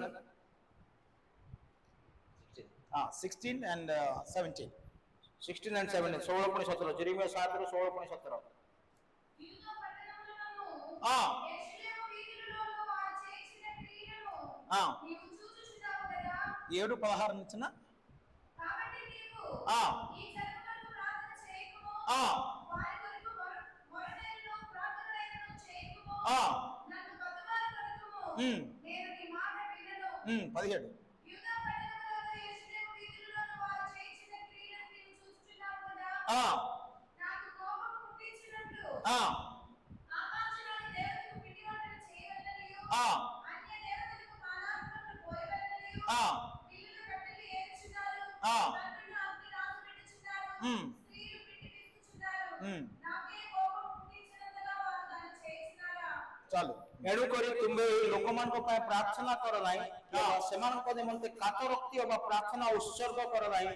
आम गोटे निवेदन कर ना कारण आम भी तुम कथा शुणा ना से जीवदार नगर और जेरुसालेम सड़क सब जहाँ करुँच तुम्हें देखुन आंबको विरक्त करने आकाशर राणी उद्देश्य पृष्ठक पाप पाप और अन्य देवगण उद्देश्य भय नैवेद्य उत्सर्ग करने निमंते बालक माने काठ साउंटंती पितृगण अग्नि जोड़ाती स्त्री माने मैदा चकटंती దేవునికి స్తోత్రం, దేవునికి మహిమ కలుగును గాక. प्रभु नाम महिमा प्रभु नाम गौरव ఇర్మియా అసలు ఇర్మియాని ఏర్పాటు చేసుకుంది దేని కొరకు అంటే ఇశ్రాయేల్ కొరకు ఇర్మియాని ఏర్పాటు చేసుకున్నాడు దేవుడు. ఆ పరమేశ్వర జెరెమియాకు ఆ ఇశ్రాయేల్ సంతాన మనపై మన్నిత करथिले ఎందుకంటే వారికి అన్ని తెలుసు, మనలాగే మనం క్రైస్తవులమై ఉండి ସେମାନେ ସମସ୍ତ ବିଷୟ ସେମାନେ ଜାଣିଥିଲେ ଆମମାନେ ମଧ୍ୟ ଖ୍ରୀଷ୍ଟିଆନ ହେଇକି ମଧ୍ୟ ସବୁ ବିଷୟ ଜାଣିଥାଉ ఏ విధంగా బ్రతకాలో తెలుసు, କେମିତି ବଞ୍ଚିବା ତାହା ଜାଣିଥାଉ ఏ పాపం చేయకూడదో తెలుసు, କୋଉ ପାପ କରିବା ଉଚିତ ନାହିଁ ତାହା ମଧ୍ୟ ଆମେ ଜାଣିଥାଉ ఆల్రెడీ పాపంలో ఉన్నాము ఇంకా పాపం చేస్తున్నారు ఇశ్రాయేలు. ଆଉ ମଧ୍ୟ పాపରେ ଥାଇକି ଆଉ ଅଧିକ ଇସ୍ରାଏଲ ଲୋକମାନେ పాప କରୁଛନ୍ତି నిజమే, ఎందుకంటే అమ్మో దేవుని మందసం దగ్గర ఉన్నారు వారందరూ, దేవుని సముఖంలో ఉన్నారు వారందరూ కూడా తెలుసు ఏంటంటే అవధేత చేయకూడదని తెలుసు, పాపం చేయకూడదని తెలుసు, మందు తాగకూడదని తెలుసు, అన్ని తెలుసు. కానీ ఇవన్నీ కూడా వారు చేస్తున్నారు. అందుకే వారి కొరకు నువ్వు మొరపట్టుకో. ଆଉ ମଧ୍ୟ ଆଉ ଇସ୍ରାଏଲ ସନ୍ତାନ ମାନେ ଆଉ ନିୟମ ସିନ୍ଧୁଙ୍କ ପାଖରେ ଥିଲେ ଆଉ ମଧ୍ୟ ସମାଗମ ତମ ପାଖରେ ଥିଲେ ପ୍ରଭୁଙ୍କର ସମସ୍ତ ବିଷୟକୁ ଜାଣିଥିଲେ ଏଇ ପାପ କରିବା ଉଚିତ ନାହିଁ ସେଇ ପ୍ରକାର ପାପ କରିବା ଉଚିତ ନାହିଁ ଏ ସବୁ ଜାଣିକି ମଧ୍ୟ ଆଉ ମଧ୍ୟ ଅନେକ ସମୟରେ ଆମେ ମଧ୍ୟ ମଦ୍ୟପାନ କରିଥାଉ ଏଇ ବିଷୟ କରିଥାଉ ସେଇ ପ୍ରକାର କରିଥାଉ ତେଣୁ ସେମାନଙ୍କ ପାଇଁ ଯୋଉ ପ୍ରାର୍ଥନା କଲେ ମୁଁ ଶୁଣିବି ନାହିଁ ବୋଲି ପ୍ରଭୁ କହୁଛନ୍ତି ଏଠି అంటున్నాడు ఆయన. ఆకాశ దేవత చదువు ఒక్కసారి 18వ వచనం. నాకు కోపం పుట్టించినట్లు నా కోపం పుట్టించినట్లు ఆకాశంలోని దేవతకు పిండి వంటలు చేయగలననియు ఎవరికంట 18. ଆମ୍ଭକୁ ବିରକ୍ତ କରିବା ପାଇଁ ଆକାଶର ରାଣୀ ଉଦ୍ଦେଶ୍ୟରେ ତିଷ୍ଠକ ପାପ ଅନ୍ୟ ଦେବଗଣ ଉଦ୍ଦେଶ୍ୟରେ ଭୟ ନୈବେଦ୍ୟ ଉତ୍ସର୍ଗ କରିବା ନିମନ୍ତେ ఎవరికంట? ఆకాశవాణి దేవతకు పిండి వంటలు ఉండేది. వీరు ఎవరండి? అన్యుల గురించి చెప్పట్లేదు, క్రైస్తవుల గురించి చెప్పబడుతుంది. ଆଉ ଏଠାରେ ଖ୍ରୀଷ୍ଟିଆନ ମାନେ ଇସ୍ରାଏଲ ସନ୍ତାନ ମାନେ କାହା ପାଇଁ ସେମାନେ ସେ ପିଠା କରୁଛନ୍ତି ଆଉ ସେ ଆକାଶ ରାଣୀ ପାଇଁ ପିଠା କରୁଛନ୍ତି ఎస్, వీరందరూ దేవుని ఎరిగిన వారే. ମାନେ ସମସ୍ତେ ପ୍ରଭୁଙ୍କୁ ଜାଣିବା ଲୋକମାନେ ఎస్, మనం చూస్తుంటాం చాలా మంది దేవుని ఎరిగిన వారే. అంటే దేవుని ఎరగిన వారు అంటే వారు దేవుడు తెలియదు కాబట్టి వాళ్ళు చేస్తే ఓకే చెప్పం పడతారేమో. ଆଉ ଅନେକ ଲୋକମାନେ ଯୋଉମାନଙ୍କୁ ପ୍ରଭୁଙ୍କୁ ଜାଣିନାହାନ୍ତି ନ ଜାଣିକି ଏ ପ୍ରକାର ବିଷୟ କରୁଛନ୍ତି ସେମାନଙ୍କ ପାଇଁ ପ୍ରାର୍ଥନା କଲେ ପ୍ରଭୁ ସେମାନଙ୍କୁ କ୍ଷମା କରିବେ ఎస్, నేను ఎలమంచల్లో ఉన్నప్పుడు ମୁଁ ଯେତେବେଳେ ଏଲାମାଞ୍ଚଳରେ ଗୋଟେ ଗାଁରେ ଥିଲି ఒక రోగికి ప్రార్థన చేయడానికి వెళ్ళాం. ଆଉ ଗୋଟେ ରୋଗୀ ପାଇଁ ପ୍ରାର୍ଥନା କରିବା ପାଇଁ ଯାଇଥିଲି అప్పుడు ఇంకా పాస్టర్ కాలేదు, నేను సేవకు రాలా. ଯେତେବେଳେ ମୁଁ ପାଷ୍ଟର ନଥିଲି କିମ୍ବା ସେବାକୁ ଆସିନଥିଲି కాబట్టి దేవుడు కార్యాలు చేస్తాడు కాబట్టి సేవకు రాకముందు నుంచి ఎవరికి ప్రార్థన చేస్తే దేవుడు విడుదలిస్తాడు కాబట్టి అనేక మంది ప్రార్థన చేస్తుండే వాళ్ళు. ଆଉ ମଧ୍ୟ ସେଇ ସମୟରେ ମୁଁ ଯାହା ପାଇଁ ମଧ୍ୟ ପ୍ରାର୍ଥନା କଲେ ପ୍ରଭୁ ସେମାନଙ୍କୁ ସୁସ୍ଥ କରୁଥିଲେ ମୁକ୍ତି ଦଉଥିଲେ ସେଥିପାଇଁ ଅନେକ ପାଇଁ ମୁଁ ପ୍ରାର୍ଥନା କରୁଥିଲି ఆయన లివర్ సిరస్ వచ్చి ఇంకో మహా అయితే 10 రోజులు చనిపోతాడేమో, పొట్టలో పొంగిపోయింది ఆయన. ଆଉ ତାଙ୍କର କଲେଜାରେ କିଛି ପ୍ରକାର ରୋଗ ଆସିକି ଆଉ 10 ଦିନ ଭିତରେ ସେ ମରିଯିବା ଉପରେ ଥିଲେ ତାଙ୍କର ପେଟ ବଢି ଯାଇଥିଲା అక్కడ ఒక సంఘం ఉండేది. ఆ సంఘంలో ఉన్న ఒక వ్యక్తి నేను కూడా ప్రతిరోజు వెళ్ళి ప్రార్థన చేసేవారు. ଆଉ ସେ ମଣ୍ଡଳୀରେ ଜଣେ ବ୍ୟକ୍ତି ଥିଲେ ଆମେ ସେଇ ବ୍ୟକ୍ତି ଆଉ ମୁଁ ଯାଇକି ପ୍ରତ୍ୟେକ ଦିନ ଯାଇକି ତାଙ୍କ ପାଇଁ ଆମେ କାନ୍ଦି କାନ୍ଦି ପ୍ରଭୁଙ୍କୁ ଗୋଟେ ପ୍ରାର୍ଥନା କରୁଛୁ ఎంత సివియర్ పేషెంట్ అని వెళ్ళి ప్రార్థన చేసిన 2 రోజులు లేచిపోయేవాడు.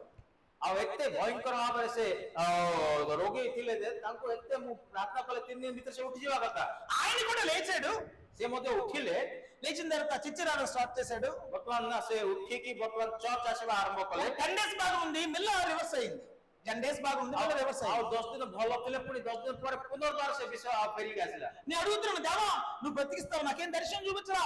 వెళ్ళి మొండిగా నాకు ఇచ్చిన కృప ఉంది కాబట్టి మొండిగా చేసి ప్రార్థన చేయొచ్చు, దర్శనం చూపించు, బతికిస్తారా బతికించారా ఏం చూపించలా.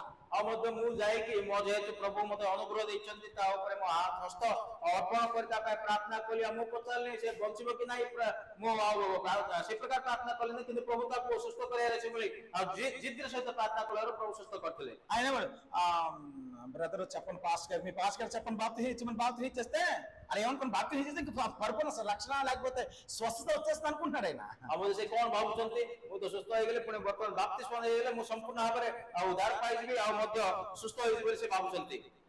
బాప్తిజం అప్పుడే కాదండి, ఇంకా టైం ఉంది, మీ సంపూర్ణ స్వస్థ వచ్చిన తర్వాత బాప్తిజం తీసుకోవడం మీకు ఏం జరగదు. ଆଉ ମଧ୍ୟ ମୁଁ କହିଲି ବାପ୍ତିସ୍ମ ହେଇଗଲେ ତୁମେ ସୁସ୍ଥ ହେଇଯିବ ମୁଁ କହୁନାହିଁ କିନ୍ତୁ ତୁମେ ସମ୍ପୂର୍ଣ୍ଣ ପରିବର୍ତ୍ତନ ହେଲା ପରେ ବାପ୍ତିସ୍ମ ଦିଆଯିବ. బాప్తిజం అనేది మారుమనసు నిమిత్తమే, పాప క్షమాపణ నిమిత్తమే బాప్తిజం ఉండాలి. ଆଉ ମଧ୍ୟ ପାପ କ୍ଷମା ପାଇବା ପାଇଁ ହିଁ ବାପ୍ତିସ୍ମ ଦେବା ଉଚିତ, ମନ ପରିବର୍ତ୍ତନ କଲା ପରେ ହିଁ ବାପ୍ତିସ୍ମ ଦେବା ଉଚିତ କହିଲି. ఎందుకంటే ఇంట్లో ఎవరు నమ్మలేదు, ఈయన ఒక్కడే ఏదో జస్ట్ స్వస్థ వస్తుందని నమ్ముకున్నాడు. ଆମ ତାଙ୍କ ଘରେ ଆଉ କିଏ ବିଶ୍ୱାସ କରୁଥିଲେ? କେବଳ ଏଇ ଜଣେ ବ୍ୟକ୍ତି ବିଶ୍ୱାସ କଲା, କେବଳ ସୁସ୍ଥତା ପାଇଁ ସେ ବିଶ୍ୱାସ କଲା। కొన్ని ఎలాగైనా సువార్త ప్రకటన పడుతున్న భావంతో మేము వెళ్ళి ప్రార్థన చేసేవాడు కాబట్టి చర్చికి నెమ్మదిగా వచ్చేవాడు. ଆଉ ଯେହେତୁ ଅନେକ ଲୋକମାନେ ବିନଷ୍ଟ ଯାଉଛନ୍ତି, ସେମାନଙ୍କ ପାଖରେ ଗଲେ ସେମାନେ ଉଦ୍ଧାର ପାଇବେ ବୋଲି ଆମେ ମଧ୍ୟ ସେମାନଙ୍କ ପାଖରେ ଯାଇ ସେ ପ୍ରକାର ପ୍ରାର୍ଥନା କଲାରୁ ସେ ମଣ୍ଡଳୀକୁ ଆସି ଆରମ୍ଭ କଲା। ఒక దినం సీరియస్ అయిపోయింది బాగా. ఆయన ଗୋଟେ ଦିନ ବେଶୀ ସିରିୟସ ହେଇଗଲା ସେ। నేను కన్నీరు కారుస్తున్నా, అయ్యా నువ్వు రక్షించవా, నువ్వు లేవా, వాళ్ళందరూ చూస్తున్నారు అంటున్నాను. ଆଉ ମୁଁ ପ୍ରଭୁଙ୍କ ନିକଟରେ କାନ୍ଦି କାନ୍ଦି ପ୍ରାର୍ଥନା କରୁଛି, ପ୍ରଭୁ ଆକୁ ଉଠାଅ, ପ୍ରଭୁ ଏ ତ ଅନ୍ୟମାନଙ୍କ ନିକଟରେ ତାକୁ ସାକ୍ଷ୍ୟ କର, ଲୋକମାନେ ଦେଖୁଛନ୍ତି ବୋଲି ମୁଁ ପ୍ରଭୁଙ୍କ ନିକଟରେ ପ୍ରାର୍ଥନା କରୁଛି। సేమ్ ఇదే వాక్యం దేవుడు చూపించాడు నాకు. ଆଉ ଏଇ ବାକ୍ୟଟା ପ୍ରଭୁ ମତେ ଦେଖେଇଲେ। ఏంటంట, ఆకాశవాణి దేవతలు పిండి వంటలు వండుకుంటారట. ଆଉ ମତେ ଆକାଶର ରାଣୀ ପାଇଁ ସେମାନେ ପିଠା ପ୍ରସ୍ତୁତ କରୁଛନ୍ତି। అంటే వాక్యం తెలియనోడు కాదు, నేను ప్రార్థన చేస్తున్నాడు, ఇంతకు ముందు ఎప్పుడో చర్చికి వెళ్ళి ఉన్నాడంట. ଆଉ ମଧ୍ୟ ଏଇ ବ୍ୟକ୍ତିଙ୍କ ପାଇଁ ଯୋଉ ମା ପାଇଁ ପ୍ରାର୍ଥନା କରୁଥିଲେ, ତାକୁ ବାକ୍ୟ ଜଣା ନଥିଲା ବୋଲି ମୁଁ କହୁନାହିଁ, ଆଗରୁ ମଧ୍ୟ ସେ ଚର୍ଚ୍ଚ ପାଇଁ ଯାଇଥିଲା। అంటే దేవుడు ପ୍ରେమ తెలుసు, దేవుని వాక్యం తెలుసు, దేవునికి వాత్సల్యం తెలుసు ఆయనకి. ଆଉ ପ୍ରଭୁଙ୍କର ବାକ୍ୟ ଜଣା, ପ୍ରଭୁଙ୍କର ପ୍ରେମ ଜଣା, ପ୍ରଭୁଙ୍କର ସ୍ନେହ ବି ଜଣା, ସବୁ ବିଷୟ ସେ ବ୍ୟକ୍ତି ଜାଣିଛି। నేను రోగం వచ్చిన తర్వాత మా వాళ్ళని ఎలా చేశాడు, రండి అయ్యా ప్రార్థన చేయండి, నేను నాకు స్వస్థ వస్తే నేను లెగుస్తానండి. ରୋଗ ଆସିଲା ପରେ ଆମମାନଙ୍କ ଭଳିଆ ଲୋକକୁ ସେ allow ମାନେ ଅନୁମତି ଦେଲେ, ଆସିକି ପ୍ରାର୍ଥନା କଲେ ଯେମିତି କି ସେ ସୁସ୍ଥ ହେଇଯିବ, ସେଥିପାଇଁ ସେ ଆମକୁ ଅନୁମତି ଦେଲେ। సేమ్ ఇదే వాక్యం ఇప్పుడు చదువుతున్న గుర్తొస్తుంది. ఇదే వాక్యం చూపించాడు, చూపించిన 4-5 రోజులకి ఆయన చనిపోయాడు. ଆଉ ମତେ ପ୍ରଭୁ ମତେ ଏଇ ବାକ୍ୟ ହିଁ ଦେଖେଇଲେ। ବାକ୍ୟ ଦେଖେଇଲା 4-5 ଦିନ ପରେ ସେ ବ୍ୟକ୍ତି ମୃତ୍ୟୁବରଣ କଲେ, ମରିଗଲେ। ఎస్ అడుగుతున్నా, ఈ వాక్యం చూపించాడు అంటున్నా, ఇంకా ఆయన చనిపోతాడు. ଆଉ ମତେ ଆଉ ମଧ୍ୟ ପ୍ରଭୁ ଏଇ ବାକ୍ୟ ଦେଖେଇକି ମତେ କହିଲେ ସେ ବ୍ୟକ୍ତି ମରିଯିବ। మరి నేను మొరపెట్టాను కదా, నా బట్టి పోనీ యోగుని బట్టి వాళ్ళ ఫ్రెండ్స్ రక్షించాడు కదా, మరి నా బట్టి రక్షించాలి కదా, ఎందుకు రక్షించలేదు? ତେବେ ଆଇବ ପ୍ରାର୍ଥନା କଲାରୁ ତାଙ୍କର ସାଙ୍ଗମାନେ ତ ରକ୍ଷା ପାଇଗଲେ, କିନ୍ତୁ ମୁଁ ପ୍ରାର୍ଥନା କଲାରୁ ଏ ବ୍ୟକ୍ତି କାହିଁକି ରକ୍ଷା ପାଇଲା ନାହିଁ? జాగ్రత్త ఆలకించండి, దేవుడు ఒక్కసారి అవకాశం ఇస్తాడు. ସାବଧାନ, ଆପଣଙ୍କୁ ପରମେଶ୍ୱର ଗୋଟିଏ ଥର ହିଁ ସୁଯୋଗ ଦେବେ। ఇర్మియా భక్తుని కూడా ఆయన పేరే విలపించు ప్రవక్త. ଆଉ ମଧ୍ୟ ଜେରେମିୟାଙ୍କ ନାମ ସେ ରୋଦନକାରୀ, ସେ ଆଉ ମଧ୍ୟ ଭବିଷ୍ୟତ ବକ୍ତା ଥିଲେ। దేవుడు ఏర్పాటు చేసుకున్న ప్రవక్త అండి ఆయన. ଆଉ ପରମେଶ୍ୱର ମନୋନୀତ କରିଥିବା ସେ ଜଣେ ଭବିଷ୍ୟତ ବକ୍ତା ଥିଲେ। ఆయన మాట్లాడుతున్నాడు, నువ్వు మొరపెట్టుకు ఆలకించను అంటున్నాడు. ଆଉ ମଧ୍ୟ ତାଙ୍କୁ କହୁଛନ୍ତି ପରମେଶ୍ୱର, ସେମାନଙ୍କ ପାଇଁ ପ୍ରାର୍ଥନା କର ନାହିଁ, ପ୍ରାର୍ଥନା କଲେ ମଧ୍ୟ ମୁଁ ଶୁଣିବି ନାହିଁ ବୋଲି। నువ్వు వెళ్ళి మొరపెట్టు, నువ్వు రోధించని పంపించింది ఈయనే. ଆଉ ମଧ୍ୟ ଯାଇକି ପ୍ରାର୍ଥନା କରିବା ବ୍ୟକ୍ତି ହିଁ ଜେରେମିୟା ଥିଲେ ସେଇ ସ୍ଥାନରେ। ఈయన మొరపెడుతుంటే నువ్వు మొరపెట్టుకో, ఎందుకంటే వాళ్ళు ఆకాశవానికి పిండి వంటలు వండుకుంటున్నారు, పండుగ చేసుకుంటున్నారు వాళ్ళందరూ కూడా. ଆଉ ସେ ଯେତେବେଳେ ଯାଇକି ସେମାନଙ୍କ ପାଇଁ ପ୍ରାର୍ଥନା କରୁଥିଲେ ଜେରେମିୟା, ସେତେବେଳେ ପରମେଶ୍ୱର କହୁଛନ୍ତି ଏମାନଙ୍କ ପାଇଁ ପ୍ରାର୍ଥନା କର ନାହିଁ, କାହିଁକି ସେମାନେ ଆକାଶ ବାଣୀ ପାଇଁ ସେମାନେ ପିଠା ବନଉଛନ୍ତି। మన క్రైస్తవులు చాలా ఒక ఇది ఉందండి. మన క్రైస్తవులకి ఏం చేస్తారంటే, మనం అన్ని వదిలేసి వచ్చాం కానీ అసలైన వదలం.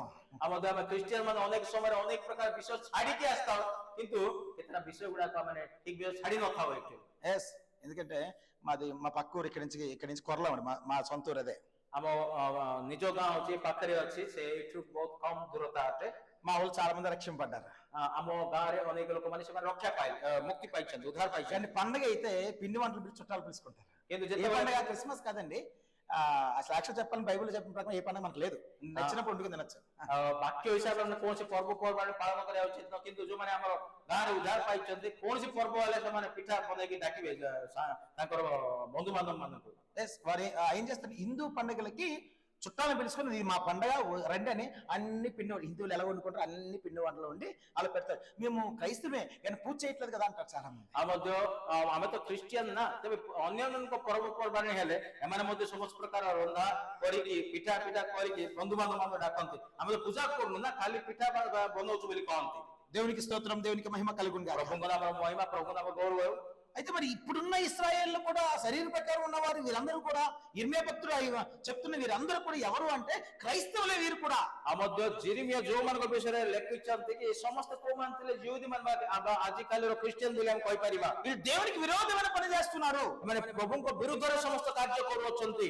అది మరణకరమైన పాపము, ତାହା ମୃତ୍ୟୁଜନକ ପାପ ଅଟେ। ఎస్ ఏంట మరణకరమైన పాపము, ତାହା ମୃତ୍ୟୁଜନକ ପାପ ଅଟେ। ఎస్ ఈ మరణకరమైన పాపము ఒకవేళ నీలో లేదా సంఘంలో ఈ దినాన ఏలుబడి చేస్తుందా? ଆଉ ଏଇ ମୃତ୍ୟୁଜନକ ପାପ ଆଜି ଏଇ ମଣ୍ଡଳୀ ଭିତରେ କିମ୍ବା ଆପଣଙ୍କ ଜୀବନରେ ତାହା କାର୍ଯ୍ୟ କରୁଅଛି କି? చేస్తుందా? କରୁଛି କି? నేను అంటున్నా, చాలా మంది మన క్రైస్తవులే మేము రక్షింపడ్డాం. ఎగ్జాంపుల్ చెప్తున్నా, మా అత్తవారు రక్షింపడలేదు. ఎగ్జాంపుల్ చెప్తున్నా, మా అత్తవారు రక్షింపడలేదు. ଚିନ୍ତା କରନ୍ତୁ, ମୁଁ ଗୋଟେ ଉଦାହରଣ ଦଉଛି, ମୁଁ ଉଦ୍ଧାର ପାଇଲେ କିନ୍ତୁ ମୋର ଶାଶୁ ଆଙ୍କେ ସେମାନେ ଉଦ୍ଧାର ପାଇନାହାନ୍ତି, లేదా మా బంధువులు రక్షింపడలేదు, କିମ୍ବା ଆମ ସମ୍ପର୍କୀୟ ମାନେ ଉଦ୍ଧାର ପାଇନାହାନ୍ତି। సమస్తం హిందూ పండుగ ఎలా చేయాలి నాకు తెలుసు, ସବୁ ହିନ୍ଦୁ ପର୍ବପର୍ବାଣି କେମିତି ପାଳନ କରିବା ମୁଁ ଭଲ ଭାବେ ଜାଣିଛି। మనం వెళ్ళొచ్చు, తప్పులేదు, ଆମେ ଯାଇପାରୁ, ସେ ଭୁଲ ନାହିଁ, పాలు పందులు పొందకూడదు. କିନ୍ତୁ ସେଠାରେ ଯାଇକି ଆମେ ସହଭାଗୀ ହେବା ଉଚିତ ନାହିଁ। కానీ మనం ఏం చేస్తాం అంటే అన్ని దగ్గరుండి చేస్తాం, నువ్వు మాత్రం పక్కన కూర్చుంటావు. ଆଉ ମଧ୍ୟ ଆମେ କଣ କରିବା, ତାଙ୍କ ଘରକୁ ଯାଇକି ସବୁ ବିଷୟ କରାଇବା, ପାଖରେ ଆମେ ଠିଆ ହେଇଥିବା। Yes, ఎందుకు వెళ్ళొచ్చు అన్నాను అంటే କାହିଁକି ଯିବାର ଅଛି ବୋଲି କାହିଁକି ମୁଁ କହିଲି ମାନେ, మనం వెళ్ళకపోతే మన కోటాలకి ఎవరు రారు. କାହିଁକି ଆମେ ଯଦି ତାଙ୍କ ଘରକୁ ନ ଯିବା ଆମମାନଙ୍କ ପ୍ରାର୍ଥନାକୁ ସେମାନେ କେହି ଆସିବେନି। ఎస్, ఈ పక్కన తాటిపూడి అని ఒక ఊరు ఉంది.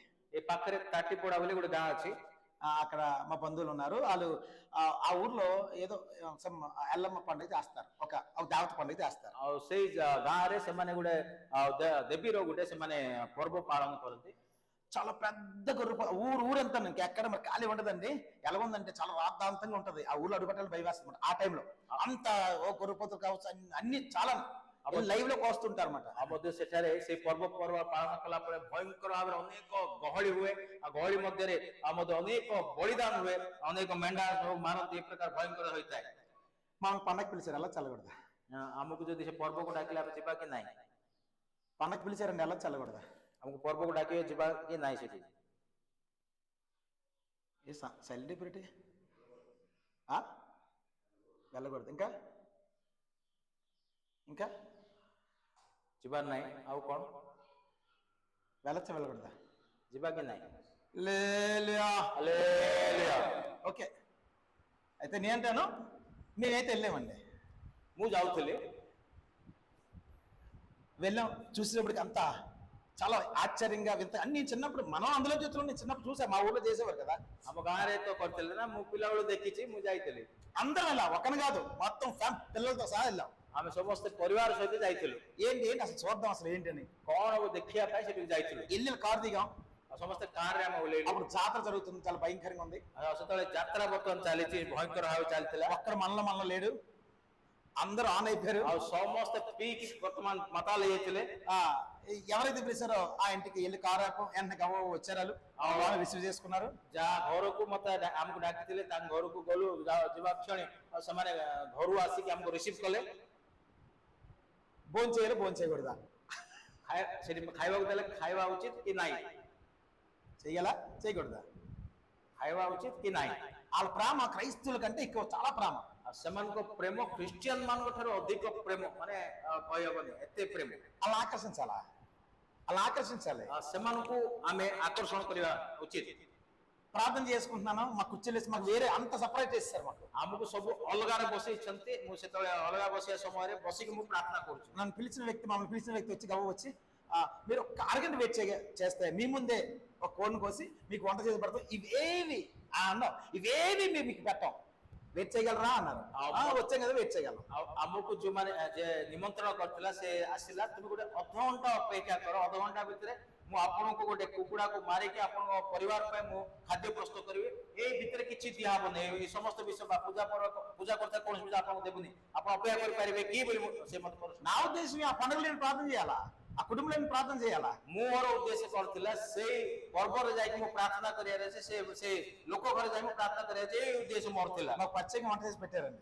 ଆମ ପାଇଁ ସେମାନେ ସେପାରେଟଲି ମାନେ ଅଲଗାରେ ରୋଷେଇ କରି ଆମକୁ ଖାଦ୍ୟ ଦେଲେ।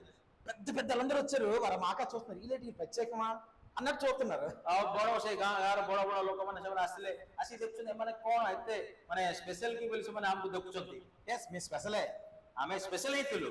ఎస్, చక్కగా వండారు, పెట్టారు, ప్రార్థన భోజనం చేసిన తర్వాత ఆ పండగలో కుటుంబం అంతా వచ్చారు, మా గురించి ప్రార్థన చేయండి అన్నారు. ଆଉ ମଧ୍ୟ ଯେତେବେଳେ ସେମାନେ ଖାଦ୍ୟ ଦେଲେ, ଖାଦ୍ୟ ଦେଲା ପରେ ଆଉ ମଧ୍ୟ ଆମେ ଖାଇଲୁ। ଖାଇବା ପରେ ସେ ପର୍ବରେ ଯେତେ ଜଣ ଲୋକ ଆସିଥିଲେ ସମସ୍ତେ ସେଠି ଗହଳି ଆସିଗଲା, ସମସ୍ତେ କହିଲେ ଆମ ପାଇଁ ପ୍ରାର୍ଥନା କର ବୋଲି। అప్పుడు అన్నాడు, ప్రార్థన చేసి కారు ఎక్కిన తర్వాత అన్నాడు, ఇప్పుడు మీరు ఎక్కడ పిలిచి మేము వస్తాం సార్ అన్నాడు. ଆଉ ମଧ୍ୟ ତାପରେ ଆମେ ଯେତେବେଳେ ସବୁ ପ୍ରାର୍ଥନା ସରିଗଲା, ଆମେ ଯେତେବେଳେ କାରରେ ବସିଲୁ, ଆଉ ସେ ପରିବାରର ବ୍ୟକ୍ତି କହିଲେ ତୁମେ ଯୁଆଡେ ଡାକିଲେ ଆମେ ଆସିବୁ ବୋଲି ସେ ବ୍ୟକ୍ତି ଜଣ କହିଲେ। ఎంటున్నాను, ఒకసారి అడుగు పెట్టాము, విత్ ఇన్ సెకండ్స్ రక్షణ రావక్కర్లేదు। ଆଉ ମଧ୍ୟ ଆମେ ପାଦ ରଖିବା କ୍ଷଣି ତା ସାଙ୍ଗେ ସାଙ୍ଗେ ସେମାନେ ଉଦ୍ଧାର ପାଇଯିବେ, ତାହା ହେଇପାରିବ ନାହିଁ। అన్నాను, దేవుని సేవకుడు ఆ స్థలంలో అడుగు పెట్టారు, అద్భుతంగా ప్రార్థన చేశాము, ప్రార్థన చేసిన తర్వాత దేవుని వాక్యం ఆ స్థలంలో విత్తబడిన తర్వాత సంవత్సరం కావచ్చు, 2 సంవత్సరాలు 10 సంవత్సరాలు కావచ్చు, ఆ కుటుంబానికి రక్షణ వస్తుంది వచ్చును గాక। ପ୍ରଭୁଙ୍କର ଦାସ ଯାଇକି ତାଙ୍କ ଘରେ ପାଦ ପକେଇଲେ, ଆଉ ଯାଇକି ପ୍ରାର୍ଥନା କରି ଆସିଲେ ହୁଏତ ଆଜି ନୁହେଁ କାଲି ନୁହେଁ କିନ୍ତୁ ହୋଇପାରେ କେତେ ବର୍ଷ ପରେ ସେ ପରିବାରରେ ଶାନ୍ତି ପୁଣି ଉଦ୍ଧାର ଆସିପାରେ। ఏంటనో మరణకరమైన పాపము అని ఇక్కడ రాయబడింది, మరణకరము కాని పాపం అని రాయబడింది।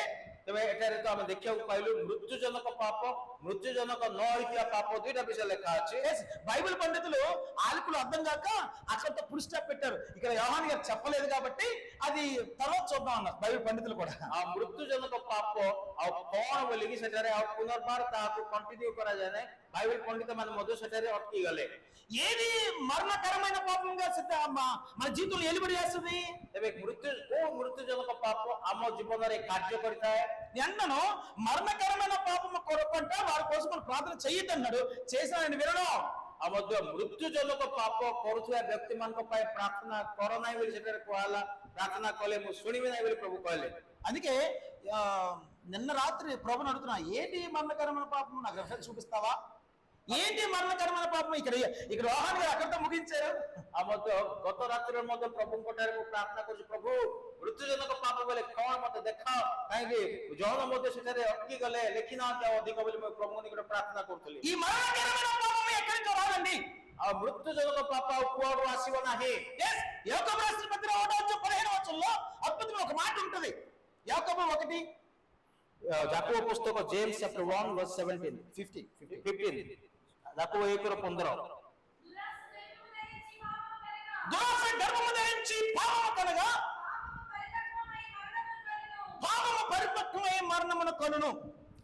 ତାହାପରେ କାମନା ଗର୍ଭ ଧାରଣ କରି ପାପ ପ୍ରସବ କରେ, ପୁଣି ପାପ ପୂର୍ଣ୍ଣ ମାତ୍ରାରେ ବୃଦ୍ଧି ପାଇ ମୃତ୍ୟୁକୁ ଜନ୍ମ ଦିଏ। ఇక్కడ వాక్యం చెప్పినట్టుగా మరణకరమైన పాపం ఏ విధంగా వస్తుంది? మృత్యుజనక పాప କେମିତି ଆସିବ ଆମ ଜୀବନରେ? నీ పాపం క్షమింపబడకపోతే ఈ పాపం అంట పరిపక్వం అవుతుంది, దాని వల్ల మరణం వస్తుంది, క్లియర్ రాయబడింది। ଯଦି ଆପଣଙ୍କର ପାପ କ୍ଷମା ହବ ନାହିଁ, ସେ ପାପଟା ବୃଦ୍ଧି ପାଇକି మృత్యుకు జన్మ దే, తా మృత్యుజనక పాప ହୋଇଯାଏ। అంటే సంఘంలో ఒక సహోదరుడు ఉన్నాడు, ఆయన పాపం చేశాడు, అది మరణకరమ కాని పాపం కాబట్టి దాని కొరకు నిన్ను వేడుకుంటే రక్షింపబడతాడు। ఒకవేళ వేడుకోకపోతే ఈ పాపమే పరిపక్వమై మరణానికి అంటది। ମଣ୍ଡଳୀରେ ଆଇ ଗୋଟେ ପାପ କରୁଥିଲେ, ଯଦି ସେଟା ମୃତ୍ୟୁଜନକ ପାପ ହୋଇନଥିବ ତେବେ ତାହାକୁ ପ୍ରାର୍ଥନା କଲେ ସେ ପାପ କ୍ଷମା ହବ। ଯଦି ସେଇ ପାପଟାକୁ ଯଦି କ୍ଷମା ହବନି, ସେଇ ପାପ ପୂର୍ଣ୍ଣ ହେଇକି ତା ମୃତ୍ୟୁକୁ ଜନ୍ମ ହବ, ତାହା ହିଁ మృత్యుజనక పాప ଅଟେ। అది అక్కడ చెప్పబడుతుంది, పాపం పరిపక్వం అవడమే। ఏ పాపం ఇక్కడ రాయబడింది? రెండో పాపం ఏం చెప్పాం మనము? మరణకరమైన పాపము। ఏంటంటే ఈ పాపం పరిపక్వమే మరణకరమైన పాపము, ఈ పాపానికి క్షమాపణ లేదు, నువ్వు చెయ్యగలిగాడైనా। ପାପ ପୂର୍ଣ୍ଣ ମାତ୍ରାରେ ବୃଦ୍ଧି ପାଇକି ମୃତ୍ୟୁକୁ ଜନ୍ମ ଦିଏ, ଆଉ ଏଇଟା ହଉଛି ମୃତ୍ୟୁଜନକ ପାପ। ଆଉ ଏଇ ମୃତ୍ୟୁଜନକ ପାପ ପାଇଁ ପ୍ରାର୍ଥନା କର ନାହିଁ ବୋଲି ଲେଖା ଅଛି। అంటే క్రైస్తవ పాపం ఉంది, దాని కొరకైతే క్షమాపణ ఉంది, అయితే ఆ పాపం పరిపక్వం అయితే అవ్వకుండా మనం ఏం చేయాలి? క్రైస్తవై ఆయన పాదాలు పట్టుకోవాలా? ఓ నీకు తెలుసు వాడు పాపం చేస్తున్నాడు, నువ్వు ఆయన పాదాలు పట్టుకుంటే అద్భుతంగా ఆయన రక్షింపబడతాడు, అద్భుతంగా నువ్వు ఆశ్రయింపబడతావంట। ଆଉ ମଧ୍ୟ ଆମେ ଖ୍ରୀଷ୍ଟିଆନ ମାନେ ସମସ୍ତେ ପାପ କରିଥାଉ, କିନ୍ତୁ ସେଇ ପାପଟାକୁ ମୃତ୍ୟୁଜନକ ପାପ ନ ହୋଇଥିବା ପର୍ଯ୍ୟନ୍ତ ତାହାକୁ ଆମେ ପ୍ରାର୍ଥନା କରିକି ସେ ପାପ କ୍ଷମା ହେବାର ଅଛି, କାନ୍ଦି କାନ୍ଦି ସେ ପାପକୁ କ୍ଷମା ପ୍ରାପ୍ତ ହେଇଥିବାର ଅଛି।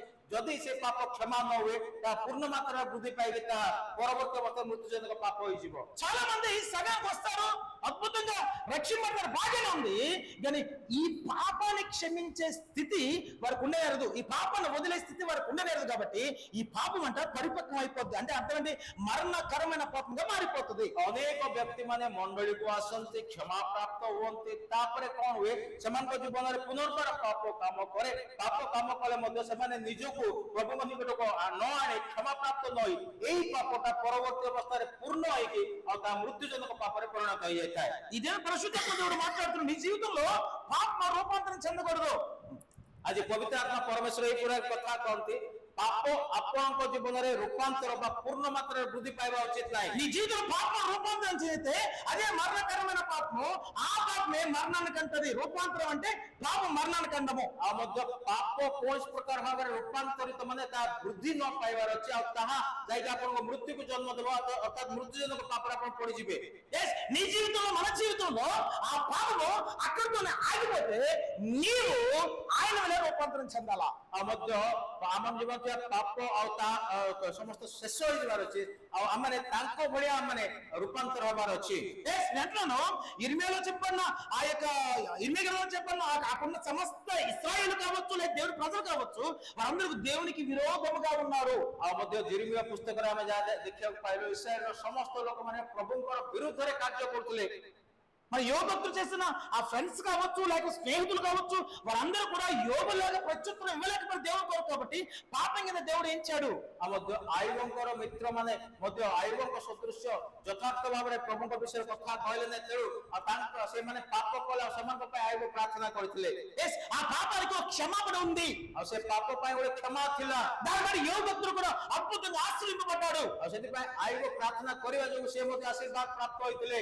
ఇర్మియా అన్నాడు నేను మొరపెడతాను నేను వేడుకుంటానే నువ్వు వేడుకున్నాను మొరపెట్టిన ఆ మొరని ఆలకించిన వారి కొరకు నువ్వు ప్రార్థన చెయ్యండి నేను వేడుకుంటున్నాడు କିନ୍ତୁ ଜିର୍ମିୟା ଆଉ ଇସ୍ରାଏଲ ଲୋକମାନଙ୍କ ପାଇଁ ପ୍ରାର୍ଥନା କରିବି ବୋଲି ପ୍ରାର୍ଥନା କଲେ ମଧ୍ୟ ତୁମେ ପ୍ରାର୍ଥନା କଲେ ମଧ୍ୟ ମୁଁ ଶୁଣିବି ନାହିଁ ବୋଲି ପରମେଶ୍ୱର ସେଟା କହୁଛନ୍ତି అంటే వీరి పట్ల పాపము ఎంత రూపాంతరం చెందిందంటారా మరణ వరకు వెళ్ళిపోయారంటారా అంటే వెళ్ళారు ତାର ଅର୍ଥ କଣ ଆଉ ସେମାନେ ଇସ୍ରାଏଲ ସନ୍ତାନ ମାନଙ୍କ ଜୀବନରେ ଯୋଉ ପାପ ଥିଲା ତାହା ରୂପାନ୍ତରିତ ହୋଇ ପୂର୍ଣ୍ଣ ପାପ ହେଲା ବୋଲି କହିବେ କି ହଁ ନିଶ୍ଚୟ ସେମାନଙ୍କ ପାପ ପୂର୍ଣ୍ଣ ହେଇଗଲା అంటున్నాను ఈ దినాన్న రక్షింపబడిన తర్వాత మన జీవితంలో పాపము ఎలుబడి చేయకూడదు చేయాలా ଆମଙ୍କ ଜୀବନରେ ଆମେ ଉଦ୍ଧାର ପାଇଲା ପରେ ଆମଙ୍କ ଜୀବନରେ ପାପ କାର୍ଯ୍ୟ କରିବା ଉଚିତ ନୁହଁ ପାପ କାର୍ଯ୍ୟ କରିବା ଉଚିତ କି ఎందుకంటే ఒకసారి 17 వచ్చిన చదువు సారీ చదువు 17 చదువు మొదటి యోహాను మళ్ళా ପ୍ରଥମ ଯୋହାନ 5 ର ପୁଣି ଆସନ୍ତୁ ପଢିବା 16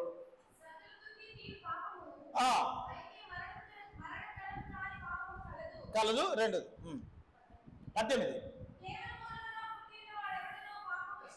దేవుని మూలంగా పుట్టిన వాడు ఎవరన్నా పాపము చేయడని ఎరుగుదము చదవండి 18 ପଢିବା ପ୍ରଥମ ଯୋହାନ 5 ର 1 ଜନ୍ 5:18 ଯେ କି ଈଶ୍ୱରଙ୍କ ଠାରୁ ଜାତ ସେ ଯେ ପାପ କରେ ନାହିଁ ବରଂ ସେ ଈଶ୍ୱରଙ୍କ ଠାରୁ ଜାତ ହୋଇ ଆପଣାକୁ ରକ୍ଷା କରେ ଆଉ ପାପାତ୍ମା ତାହାକୁ ସ୍ପର୍ଶ କରେ ନାହିଁ ଏହା ଆମେମାନେ ଜାଣୁ ఇక్కడ దేవుని మూలం పుట్టినవాడు పాపం చేయడానికి వాక్యం చెప్పబడుతుంది ଆଉ ଏଠି ତ ଲେଖା ଅଛି ଈଶ୍ୱରଙ୍କ ଠାରୁ ଯୋଉମାନେ ଜାତ ସେମାନେ ପାପ କରନ୍ତି ନାହିଁ ଲେଖା ଅଛି మరి సంఘంలో ఉన్న వారందరూ రక్షింపబడ్డ వారు దేవుని మూలం పుట్టినవారు కాదా ତ ମଣ୍ଡଳୀରେ ଥିବା ସମସ୍ତେ କଣ ଈଶ୍ୱରଙ୍କ ଠାରୁ ଜାତ ହୋଇନାହାନ୍ତି କି కాదా ନାହିଁ କି 5:1 వస్తుందాం 5:1 అదే వచ్చిన ప్రథమ అధ్యాయము అదే అధ్యాయం 5:1 ପ୍ରଥମ ଯୋହାନ 5 ର 1 ପଢନ୍ତୁ ଫାଷ୍ଟ ଜନ୍ ଚାପ୍ଟର 5 verse 1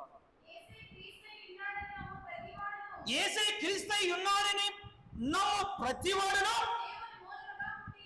దేవుని మూలముగా పుట్టి ఉన్నాడు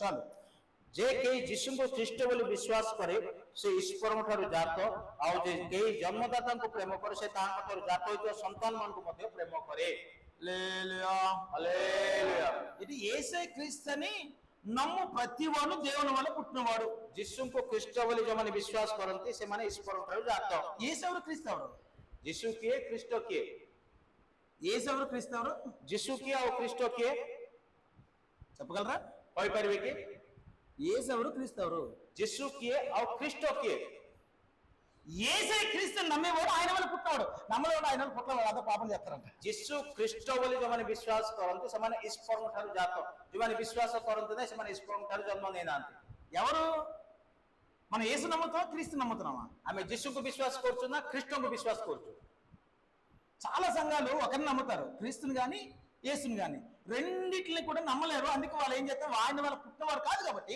పాపం వెలుబడి చేస్తూనే ఉంది ଆଉ ମଧ୍ୟ ଅନେକ ମଣ୍ଡଳୀ ଗୁଡାକ ହୁଏତ ଯୀଶୁଙ୍କୁ ବିଶ୍ୱାସ କରୁଥିବେ ନଚେତ ଖ୍ରୀଷ୍ଟଙ୍କୁ ବିଶ୍ୱାସ କରୁଥିବେ ତେଣୁ ସେମାନେ ଯେହେତୁ ଯୀଶୁ ଖ୍ରୀଷ୍ଟଙ୍କୁ ବିଶ୍ୱାସ କରନ୍ତି ନାହିଁ ସେମାନେ ସେଥିପାଇଁ ସେମାନଙ୍କ ଜୀବନରେ ପାପ କାର୍ଯ୍ୟ କରିଥାଏ ఎందుకు ఆ మాట చెప్పడానికి పరిశుద్ధాత్మను ప్రేరేపిస్తున్నాడంటే యేసు అంటే దేవుడు క్రీస్తు అంటే అభిషక్తుడు ଆଉ ମଧ୍ୟ କାହିଁକି ପବିତ୍ରାତ୍ମା ସେଇ ବିଷୟ ଲେଖିଛନ୍ତି ମାନେ ଯୀଶୁ ହଉଛନ୍ତି ପରମେଶ୍ୱର ଆଉ ଖ୍ରୀଷ୍ଟ ହଉଛନ୍ତି ଅଭିଷିକ୍ତ అంటాను దేవుని నమ్ముతారు యేసుక్రీస్తు నిజమైన దేవుడే క్రీస్తులో అంటే అభిషేకాన్ని ఎవరు నమ్మలేరు ఇద్దరు నమ్మలేకపోతున్నారు ఈ రెండింటిని నమ్మినవాడు మాత్రం ఆయన వాళ్ళు పుట్టినవాడు వాక్యం చెప్పబడుతుంది ଆଉ ମଧ୍ୟ ଅନେକ ଲୋକମାନେ ଯୀଶୁଙ୍କୁ ପରମେଶ୍ୱର ବିଶ୍ୱାସ କରନ୍ତି କିନ୍ତୁ ଅଭିଷେକକୁ ବିଶ୍ୱାସ କରନ୍ତି ପବିତ୍ରାତ୍ମା ଅଭିଷେକ ବିଶ୍ୱାସ ନ କରିବା ଯୋଗୁଁ ଆଉ କଣ ହୁଏ ସେମାନେ ଈଶ୍ୱରଙ୍କ ଠାରୁ ଜାତ ନୁହଁ దేన్ని నమ్మగలుగుతున్నావు యేసుక్రీస్తును ଆମେ ଯୀଶୁ ଖ୍ରୀଷ୍ଟଙ୍କୁ ବିଶ୍ୱାସ କରୁଛୁ ନା କଣ యేసునా క్రీస్తునా ଯୀଶୁଙ୍କୁ ବିଶ୍ୱାସ କରୁଛୁ ନା ଖ୍ରୀଷ୍ଟଙ୍କୁ ବିଶ୍ୱାସ କରୁଛୁ చెప్పాలా?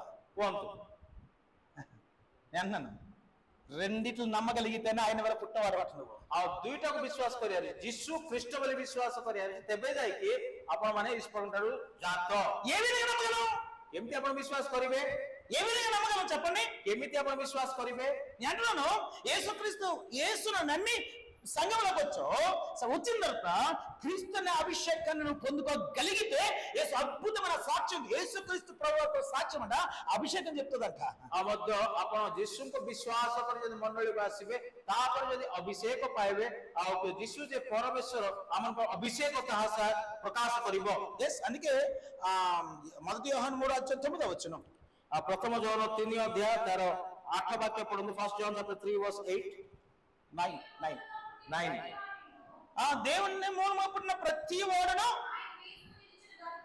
ఆయన బీజము నిలిచును కనుక చాలు వాడు పాపము చేయడు। ଯେ କି ଈଶ୍ୱରଙ୍କ ଠାରୁ ଜାତ ସେ ପାପ କରେ ନାହିଁ, କାରଣ ଈଶ୍ୱରଙ୍କର ବୀଜ ତାଠାରେ ରହେ, ଆଉ ସେ ଈଶ୍ୱରଙ୍କ ଠାରୁ ଜାତ ହେବାରୁ ପାପ କରିପାରେ ନାହିଁ। ఏంటంట ఆయన బీజం నిలుచుదా? ఏ విధంగా నిలుస్తుంది ఆయన బీజము? ତାଙ୍କର ବୀଜ କଣ ରହେ କି? କେମିତି ଆମ ଜୀବନରେ ତାଙ୍କର ବୀଜ రహే? దేవుని వల్ల పుట్టిన ప్రతి వాడికి ఆయన బీజం నిలుచును కనుక ఆయన వల్లే మనం పుట్టాము। ఏ పాపం మనం ఏలుబడి చేయకూడదు దాని మీద ఆ విషయంలో అయితే। ଆଉ ସେଇ ସ୍ଥାନରେ ଯେ କି ଈଶ୍ୱରଙ୍କ ଜାତ ସେ ପାପ କରେ ନାହିଁ, କାରଣ ଈଶ୍ୱରଙ୍କର ବୀଜ ତାଠାରେ ରହେ ବୋଲି ଲେଖା ଅଛି।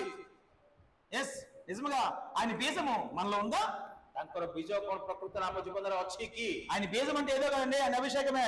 ତାଙ୍କ ବୀଜ କହିବାର ଅର୍ଥ କଣ? ତାଙ୍କର ଅଭିଷେକ ଅଟେ। అంటే క్రీస్తు అనబడిన అభిషేకము, ଆଉ ଖ୍ରୀଷ୍ଟ ବୋଲିବା ଅଭିଷେକ। ఎస్ నన్నను యేసుని నమ్మేమో నేను కాదంటలేదు, క్రీస్తును నమ్మగలిగితే అద్భుతమైన ఆయన అభిషేకం పేరు చెప్పబడుతుంది కాబట్టి అభిషేకం నీలో ఉంటే అద్భుతమైన ఆయన బీజము నీలో ఉంటుంది కాబట్టి అది ప్రతి దినమున నాటబడి మొక్కగా ఎదిగి అద్భుతంగా ఫలిస్తుంది కాబట్టి ఎస్ నువ్వు దేవుని వల్ల పుట్టిన వాడవే। ଆଉ ମଧ୍ୟ ଯୀଶୁ ଆଉ ମଧ୍ୟ ସେ ତାକୁ ବିଶ୍ୱାସ କରିବା, ତା ସହିତ ଖ୍ରୀଷ୍ଟ ବା ତା ଅଭିଷେକ ତାହା ଯଦି ଆମ ଜୀବନରେ ଅଛି, ସେଇ ବୀଜ ଯଦି ଆମ ଜୀବନରେ ଅଛି, ଆମେ ପ୍ରତ୍ୟେକ ତାକୁ ବିଶ୍ୱାସ କରିବା, ଆଉ ସେ ବୀଜ ଆମ ଜୀବନରେ ଥଇ ଆମକୁ ସମସ୍ତ ପ୍ରକାର ବିଷୟ ରକ୍ଷା କରିବ, ରକ୍ଷା କରିବ। మత్తయి సువార్తలో ఒక మాట ఉంటది, మత్తయి సువార్త ମାଥିଉ ଲିଖିତ ସୁସମାଚାର 12:31 చదివితే 12:31 ପଢନ୍ତୁ। Matthew chapter 12 verse 31। కాబట్టి నేను చదువు ఏమనగా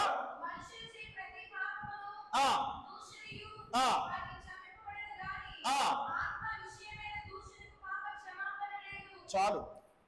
ଅତଃ ମୁଁ ତୁମକୁ କହୁଛି, ମନୁଷ୍ୟ ମାନଙ୍କର ସମସ୍ତ ପାପ ଓ ନିନ୍ଦା କ୍ଷମା କରାଯିବ, କିନ୍ତୁ ପବିତ୍ର ଆତ୍ମାଙ୍କ ବିରୁଦ୍ଧରେ ନିନ୍ଦା କ୍ଷମା କରାଯିବ ନାହିଁ। దేనికైతే క్షమాపణ లేదు? କୋଉ ବିଷୟରେ କ୍ଷମା ନାହିଁ? అంటే మరణకరమైన పాపము అని చెప్పబడింది కదా, ఆ మరణకరమైన పాపంలో ఇదొకటి, ఏది? పరిశుద్ధాత్మ లేదన్నమాట। ଆଉ ମୃତ୍ୟୁଜନକ ପାପ ମାନଙ୍କ ଭିତରେ କଣ କି ଯୋଉମାନେ ପବିତ୍ର ଆତ୍ମା ନାହିଁ ବୋଲି ଯୋଉମାନେ କୁହନ୍ତି, ସେଟା ମରଣଜନକ ପାପ, ମୃତ୍ୟୁଜନକ పాప ଅଟେ। పొందపోవడం పక్కన పెట్టండి, దానికోసం దూషిస్తే దాని కొరకు మరి మనిషి కుమారుని అన్నా నువ్వు క్షమాపణ ఉంటుందట। ఎందుకంటే మనం కొట్టాం కదా, ఇప్పటికీ మన క్రియల ద్వారా ఆయన గాయపరుస్తున్నాం కాబట్టి క్షమాపణ ఉంటేనే ఉంటది। కానీ ఎవరినంట? పరిశుద్ధాత్మను ఒకవేళ హేళన చేస్తే, ఒకరు పట్టించుకోకపోతే దాని కొరకు క్షమాపణ అనేది లేదు।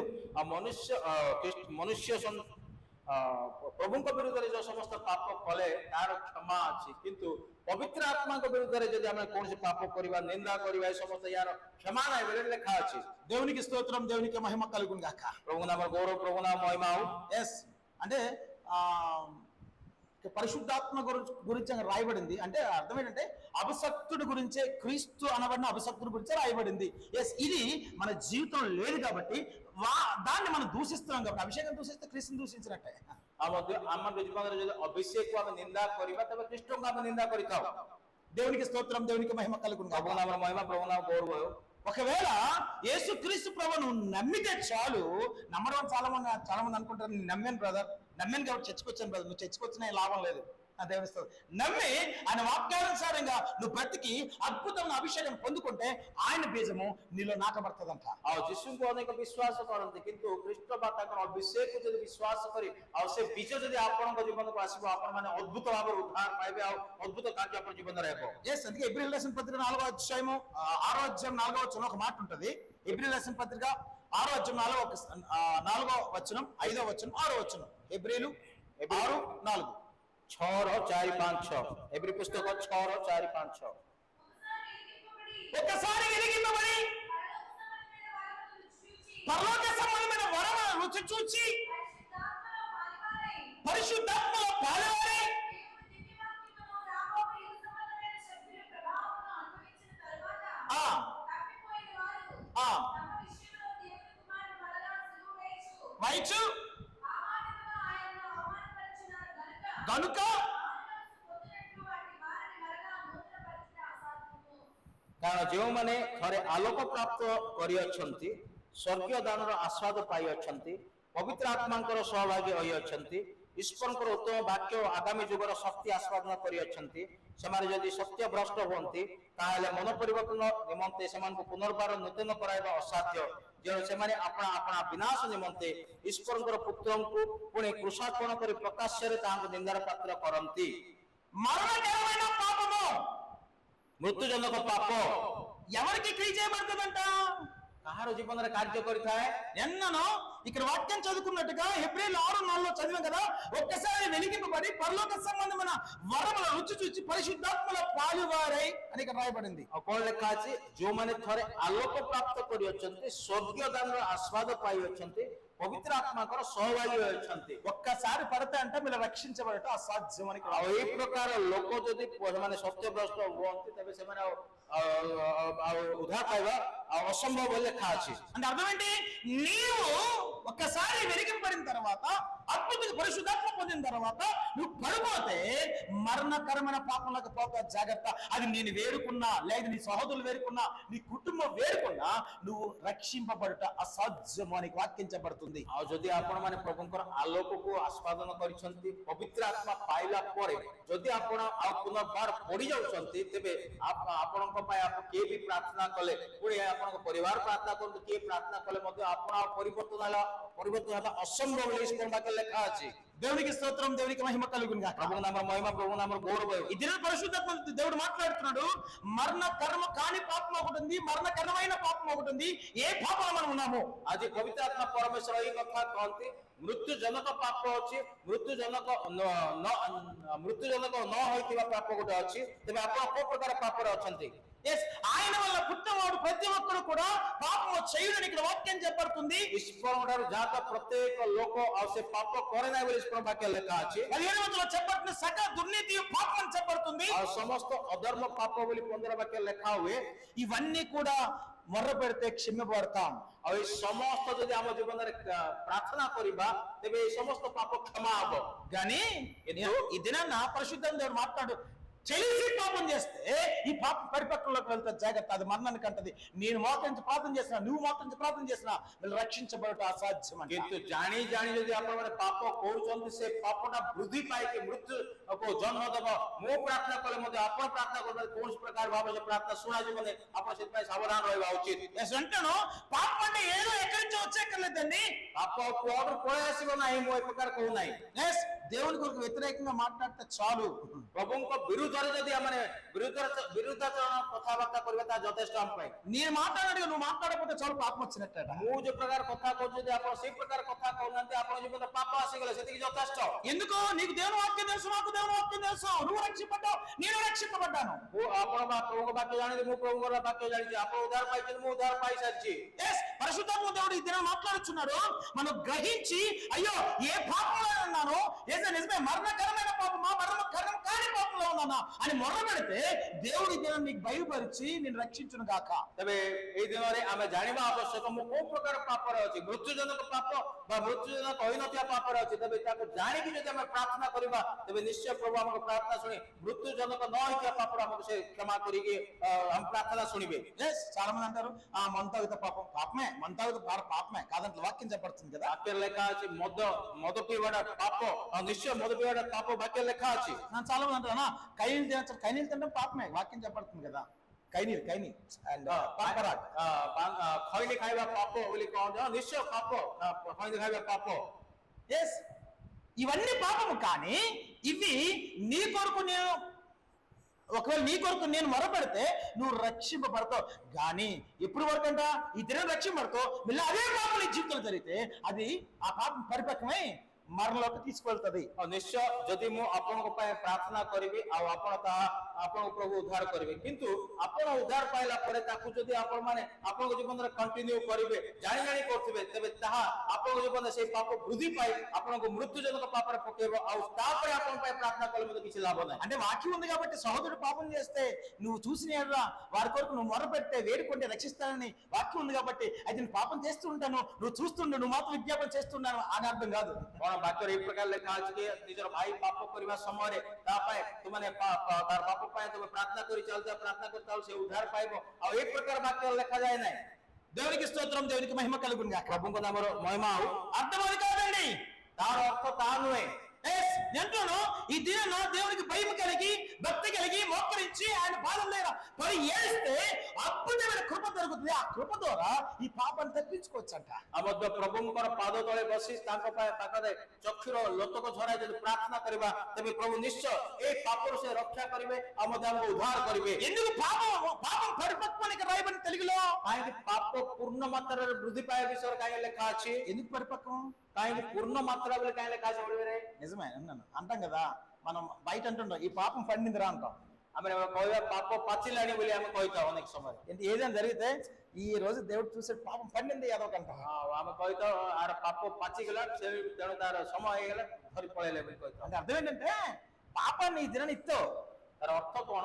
ପାପ విత్తాం, ପାପକୁ ବୁଣାଗଲା, విత్తిన తర్వాత కొంత సమయం పడుతుంది మొక్క అవ్వాలంటే। ଆଉ ତାହା ବୀଜ ଉଠିବା ପାଇଁ କିଛି ସମୟ ଲାଗିବ।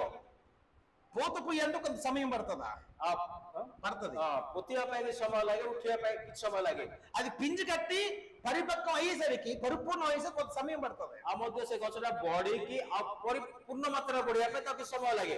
వాక్యం చెప్తుంది అది పరిపూర్ణం అయ్యేసరికి అవ్వకుండానే నువ్వు ఏడవగలిగితే ఇది పరిపక్వం అవ్వదంట, మధ్యలో ఆగుద్ది, నువ్వు క్షమింపబడతావు। అంటే మరణకరమైన పాపంగా ఇది మారదు। ଆଉ ମଧ୍ୟ ସେଇ ପାପଟା ଆଉ ଯୋଉ ବୀଜ ପଡିଥିଲା ସେଇ ସମୟରେ ହିଁ ଯଦି ତୁମେ ପ୍ରାର୍ଥନା କରିବ, ସେଇ ସମୟରେ ହିଁ ତାହା ଅଟକି ଯିବ, କ୍ଷମା ପ୍ରାପ୍ତ ହବ। ଆଉ ତାହା ପୂର୍ଣ୍ଣ ମାତ୍ରାରେ ବଢିକି ମୃତ୍ୟୁକୁ ଜନ୍ମ ଦେବ ନାହିଁ। ସେଇ ସମୟରେ ପ୍ରାର୍ଥନା କରିବାର ଅଛି। నేను క్రైస్తవ సంఘంలో నిజమే సంఘం అనే మనలో పాపము విత్తబడింది, వాక్యం ఉంది కదా, విత్తనం విత్తబడింది, గురుగులు విత్తబడ్డాయి లాగా సేమ్ దానిలాగే పాపము కూడా నీ జీవితంలో విత్తబడింది। ଖ୍ରୀଷ୍ଟିଆନ ଜୀବନରେ ବାକ୍ୟର ବୀଜ ଯୋଉ ପ୍ରକାର ବୁଣା ଗଲା, ପାପର ବୀଜ ମଧ୍ୟ ସେ ପ୍ରକାର ବୁଣା ଯାଇଥାଏ। ଆମର ଖ୍ରୀଷ୍ଟିଆନ ଜୀବନରେ ପାପର ବୀଜ ମଧ୍ୟ ବୁଣା ଯାଇଥାଏ। నేను అంటున్నాను విత్తబడిన విత్తనముతోనే పిగిలింపబడాలి, మొక్క అయిందా కష్టమే। ଯୋଉ ବୀଜ ପାପର ବୀଜ ବୁଣା ଯାଇଥାଏ ସେ ଅନୁସାରେ ଚେର ସହିତ ତାକୁ ଉପଡାଇକି ବାହାର କରିବାର ଅଛି। ଯଦି ତା ଗଛ ହେଇଗଲା ବଡ ଅସୁବିଧା କଥା। అంటే పాప రూపాంతరం చెందక ముందే విత్తనం ఉంది కానీ తీసి పక్కన పడేయాలంట। ଆଉ ମଧ୍ୟ ସେ ପାପ ବଢିବା ପୂର୍ବରୁ ହିଁ ସେ ଚେର ସହିତ ତାକୁ ଉପାଡ଼ି ବାହାର କରିଦେବା ଉଚିତ, ସେ ବୀଜକୁ ବାହାର କରିଦେବା ଉଚିତ। అది మరణకరము కాని పాపం అది। ଆଉ ତାହା ମୃତ୍ୟୁଜନକ ହୋଇନଥିବା ପାପ। ఎస్ కొంతవరకు చెట్టు వచ్చింది, ఇప్పుడు ఎగ్జాంపుల్ ఉంది, గురుగులు అండ్ మంచి విత్తనాలు గురుగులు విత్తబడ్డాయని వాక్యం ఉంది। ଆଉ ବାକ୍ୟରେ ଲେଖା ଅଛି କଣ୍ଟା ପୁଣି ଆଉ ମଧ୍ୟ ଭଲ ବୀଜ ବୁଣା ଗଲା ବୋଲି ଈଶ୍ୱର ବାକ୍ୟରେ ଲେଖା ଅଛି। విత్తబడినప్పుడే విత్తనం తీసేస్తే నో ప్రాబ్లం। ଯେତେବେଳେ ବୁଣା ଗଲା ସେଇ ସମୟରେ ସେ କଣ୍ଟାର ବୀଜକୁ ବାହାର କରିଦେଲେ ଠିକ ହେଇଥାନ୍ତା। ఎస్ నేను అన్నాను, ఎగ్జాంపుల్ చెప్తున్నాను, మీరందరూ మంచి విత్తనాలు, వీళ్ళందరూ చెడ్డ విత్తనాలు గురుగులు అనుకుందాం। ଚିନ୍ତା କରନ୍ତୁ ଏମାନେ ହଉଛନ୍ତି ଭଲ ବୀଜ, ଏପଟେ ହଉଛନ୍ତି କଣ୍ଟାର ବୀଜ। ఎస్ నేను అన్నాను విత్తనం ఉన్నప్పుడు తీసి పడేస్తే నో ప్రాబ్లం। এই କଣ୍ଟାର ବୀଜକୁ ସେଇ ସମୟରେ ବୀଜ ଥିବା ସମୟରେ ଯଦି ବାହାର କରି ଫୋପାଡ଼ି ଦେଲେ କିଛି ଅସୁବିଧା ନାହିଁ। ఇది పెరుగుతుంది, ఇది పెరుగుతుంది, ଏଇଟା ବି ବଢିବ ସେଇଟା ବି ବଢିବ। అప్పుడు ఏమవుతుందంటే కలిపి ఉంటాయి కాబట్టి ఇది తీస్తేట చుట్టూన్న 3 మొక్కలు పోతాయి। ଆଉ ମଧ୍ୟ ଯଦି ମିଶିକି ବଢିବା ସମୟରେ ଯଦି ଭଲ ବୀଜକୁ ବାହାର କରିବାର ଅଛି, ମାନେ ତା ଖରାପ ବୀଜକୁ ବାହାର କରିବାର ଅଛି, ମାନେ ତା ଚାରିପଟେ ଯେ ଭଲ ବୀଜ ଗଛ ଥିବ ସେଇଟା ମଧ୍ୟ ବାହାରି ପଡିବ। ఎస్ ఎప్పుడు తీస్తారంట? చిన్న మొక్కగా ఉన్నప్పుడే విత్తనం కూడా తీసి పడేస్తారు దాన్ని। ଆଉ ମଧ୍ୟ 3ଟା ସମୟରେ ହିଁ ସେ ଛୋଟ ଥିବା ସମୟରେ ହିଁ ତା ବାହାର କରିବା ଉଚିତ। దేవునికి స్తోత్రం, దేవునికి మహిమ కలుగును గాక। ప్రభువు నామ మహిమ, ప్రభు నామ గౌరవ ହେଉ। ఎన్ననో ఈ దినాన నీ జీవితంలో ఒక పాపం విత్తబడింది, ଆପଣଙ୍କ ଜୀବନରେ ଆଉ ମଧ୍ୟ ସେଇ ପାପର ବୀଜ ବୁଣା ଯାଇଅଛି। మరణకరమైన పాపమా మరణకరం కాని పాపమా అది నీ చేతిలో ఉంది। ଆଉ ମରଣ ଯୁକ୍ତ ପାପ କିମ୍ବା ମରଣ ନଥିବା ପାପ ଆପଣଙ୍କ ହାତରେ ଅଛି।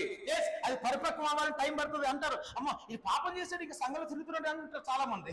ଆଉ ମଧ୍ୟ ଏ ପାପ କରୁଛି କଣ ଏ ମଣ୍ଡଳରେ ବୁଲୁଛି ବୋଲି ଅନେକ ଲୋକମାନେ କହନ୍ତି। ఇక నీ దాసుని దాసురాలు లేకపోతే నీ సహోదరు ప్రార్థన చేయాలని నువ్వు ఇంకా రక్షింపబడి ఉన్నావు। କିନ୍ତୁ ଯେହେତୁ ଆପଣଙ୍କ ଭାଇ ମାନେ ପ୍ରାର୍ଥନା କରୁଛନ୍ତି, ଯେହେତୁ ଆପଣ ବିନାଶ ନ ଏ ପର୍ଯ୍ୟନ୍ତ ଅଛନ୍ତି, ఎంతవరకు କେତେବେଳେ ପର୍ଯ୍ୟନ୍ତ దేవుడు ఒక అవకాశం ఇస్తాడు.